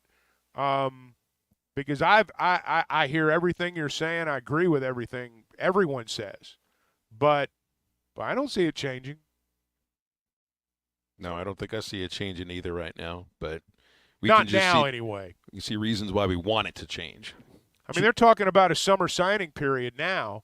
Kids are going to sign letters of intent, then they're going to skip their senior seasons of high school. they'll already be getting NIL money. And I promise you, if they pass this summer signing period, you'll see kids sign with schools, start taking NIL money, and they won't play it down their senior year. It's crazy. It's wild on the frontier. It is crazy. It is crazy. It is absolutely nuts. They're making it up as they go. Chuck, they are. You're right. I wanted to kind of change it over to the golf world real quick and see if you watched any of the Sawgrass and how cool that was. Man, I thought Wyndham Clark I thought that putt was in. Your thoughts on Scotty being able to go back to back, and would he be your early favorite to win at Augusta coming up in 3 weeks? Well, I mean, he's got to be the betting favorite. I mean, the idea that you're going to win the Players and the Masters, just the law of averages. I mean, you'd have to be you have to be Tiger in his heyday, but he might. I mean, he might. I did not see it live. I watched the replay of Wyndham Clark's putt, and, you just ache for him. Yeah, it was a good putt. I mean, it was a great putt. It just didn't go in. Am I supposed to say that's the way the ball bounces? Yeah, in golf, that's the way the cookie crumbles. His cookie definitely crumbled in that case. It's a game of inches. Yeah, no kidding. I got to get your reaction here. Long Beach State is trailing 4 points in the last 45 seconds against Arizona in the first half. Their athletics director, who fires Dan Monson, says he's basically trying to take credit for inspiring the Long Beach players for winning their conference tournament. He says, "My belief and hope is that by doing what I did and the timing of it, they would play inspired." And that's exactly what they did. I'm sure he planned it this way. So everybody fires a coach and you go on and win a conference tournament. I didn't see those players rushing to carry the AD off the floor on their shoulders. That's a good point. I didn't see them going over. Thank you for inspiring us. Let us carry you off the field. That is just. That's just that's an administrator trying to make the best of a bad situation. Well, we talk about coach speak. I guess there's administrator. That's administrator speak right there. Hey, they've got the language now. They've got their own language too. Believe me. Chuck, we appreciate you joining us here on a Thursday. Thank you, man. All right, guys. We'll get you back next week. Yeah, sounds good. Thank you. Chuck Barrett, the voice of the Razorbacks. Basketball tournament in full swing right now. Make sure you got the BetSaracen app on your phone. If you want to put a little action on any of the NCAA tournament basketball games, they got NIT. They got the NBA games too, baseball, including Arkansas at Auburn later today. All on your BetSaracen app. Works on your Apple iPhone. Just download from the App Store. Android users using Google Play, any web browser as well. BetSaracen.com. Wrapping halftime up in just a moment. Hey, it's Ty Richardson for Papa's Pub and Pizzeria. I want to talk about their pizza today. The Goob Special with extra pepperoni and rib rub on top. The Parm Special with double mushroom and jalapenos. Don't forget about the bacon cheeseburger and everyone's favorite, the old trash can. Swing on by Papa's Pub and Pizzeria at 508 Garrison Avenue in downtown Fort Smith, or give them a call at 479-783-9941. Papa's Pub and Pizzeria, the best darn pizza in Fort Smith, perhaps the world. Hi folks, Larry Rath here for Rath Auto Resources and the Meineke Car Care Center, where we have the biggest and best selection of premium pre-owned vehicles we've had in years. Many with low miles and those special features you're looking for, and each one road ready certified with warranty. Be sure to ask about the weekly specials that can save you up to $4,000. Road ready certified used cars and savings up to $4,000. Two more reasons all the happiest drivers are rolling with Rath. Rath Auto Resources and the Meineke Car Care Center, just north of Phoenix on Towson, Fort Smith. Are you an angler having trouble finding all the bait, tackle, and more for your fishing needs? Make a Wake Bait and Tackle, now located in Fort Smith next to Witts Marine. On North 11th Street is your place. Make a Wake Bait and Tackle. Also has the largest selection of plastics in the River Valley. Reactor Innovation, Bobby Garland, Zoom, Mega Bass, and more. Check out the Daiwa Rod and Reels. Make a Wake Bait and Tackle. 803 North 11th Street in Fort Smith. 479-926-9320. Also get your rod and reels repaired. Come see us next to Witts Marine at Make a Wake Bait and Tackle. Are you interested in saving money on your heating bills and upgrading your home's energy efficiency? Now's the time. Installing or upgrading to natural gas allows you to take advantage of high-efficiency appliances that save energy and money. From furnaces to water heaters to gas dryers and fireplaces, there's a natural gas option to fit your home and your budget. What's not to love about that? Don't wait. Call AOG today at 800-842-5690 or visit AOGC.com to learn more. AOG, energy for life. The best selection of RVs is now even better at Wheels RV in Springdale. Wheels RV has added Brinkley RVs to the already loaded lineup of Grand Design and Forest River products. See the Brinkley Model Z, the latest innovation in luxury fifth wheels. And like always, every new RV comes with a lifetime warranty, so you can camp with confidence. So stop in and find out why Wheels has been voted best RV dealer year after year. Wheels RV, 5 miles west of exit 72 off of I-49 in Springdale. Seek, explore, discover with Wheels RV. Lack of teamwork, failure of communication, overall disappointment. I'm not talking about your favorite basketball team's performance in March. I'm talking about your marriage. If you're getting divorced, don't listen to the myths about custody and child support. Call me, Jackie Mock, at Mock Legal Solutions to discuss your rights and options. 479-769-1505. Mock Legal Solutions, real advice, reasonable price. The tires on your vehicle go round and round, but when they don't, go to Van Alma Tire. They have tires in their name. That's their specialty. Van Alma Tire is all about tires. They have all the name brands and private labels available for you and in stock. So when it comes to getting tires for your ride, it's worth the drive, and financing is available. Ask for details. Whatever your tire need, check out Van Alma Tires on Highway 64 between Van Buren and Alma. Ready to get you rolling on new tires at Van Alma Tire. Dozy Place has now been serving award-winning steaks for over 20 years. Celebrate your special birthday, holiday, person, or just because at Dozy Place. Start with delicious appetizers and your choice of drinks from the largest selection of wines, beer, and liquor in the River Valley. Dozy Place is open Tuesday through Thursday 5 till 9 and Friday and Saturday 5 till 10. Reservations are recommended, so call 784-9111. 784-9111 for Dozy Place, 422 North 3rd Street, Fort Smith. Your home for every Razorback football, basketball, and baseball game. ESPN 95.3.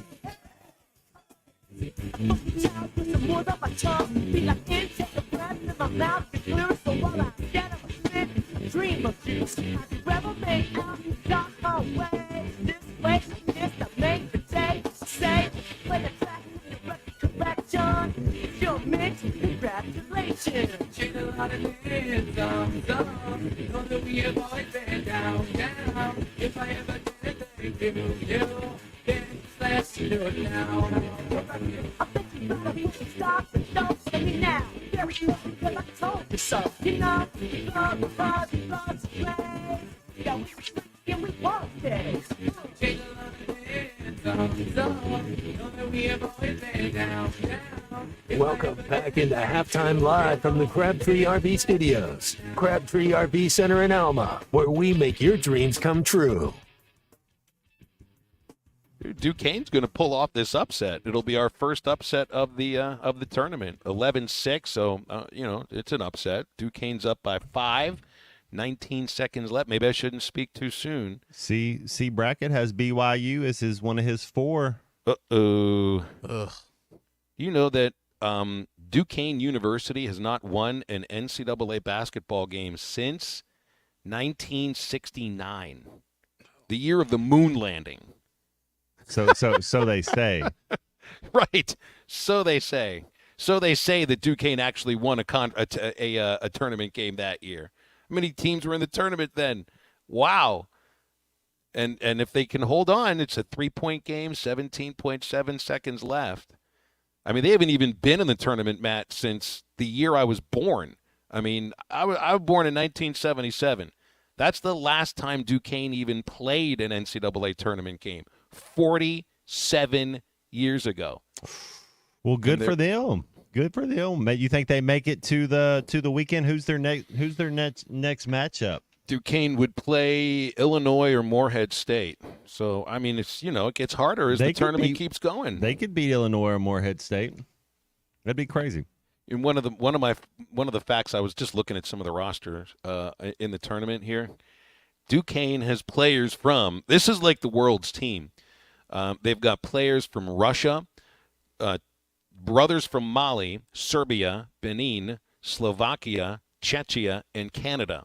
And McKees Rocks, Pennsylvania, which is where I think where Joe Montana is from. Joe Montana, not Montana. Yes. It would have been fun if – did they ever do a commercial together? There should have been a Joe Montana commercial out there at some point. The last Joe Montana I saw was that 0.0 Guinness, that they had going out, and you're like, 0.0 Guinness. What are we doing here then? Yeah. What's the point? Just give me the black licorice. No kidding.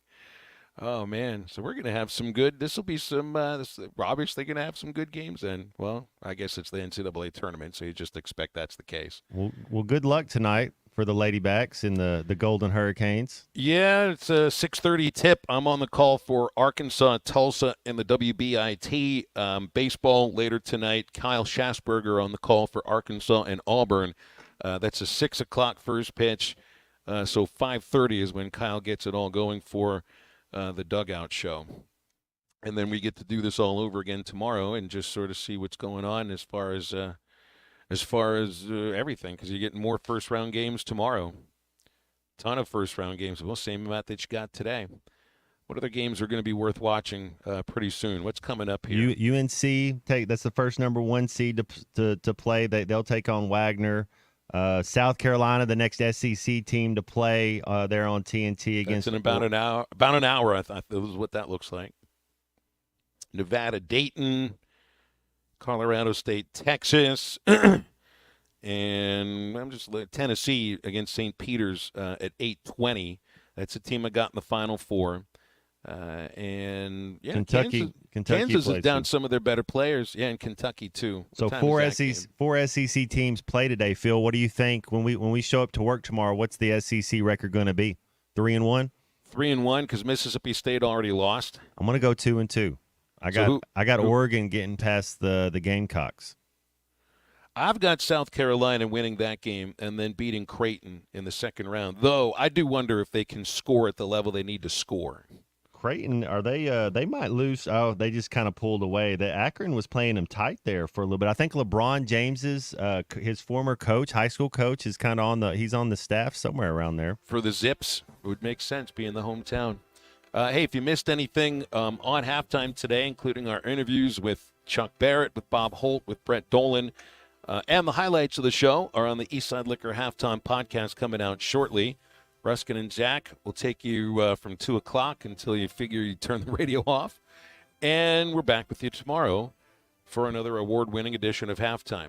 For Matt Jones, for the C Unit, I'm Phil. Enjoy the real first day of March Madness. Get up, get out, and get better.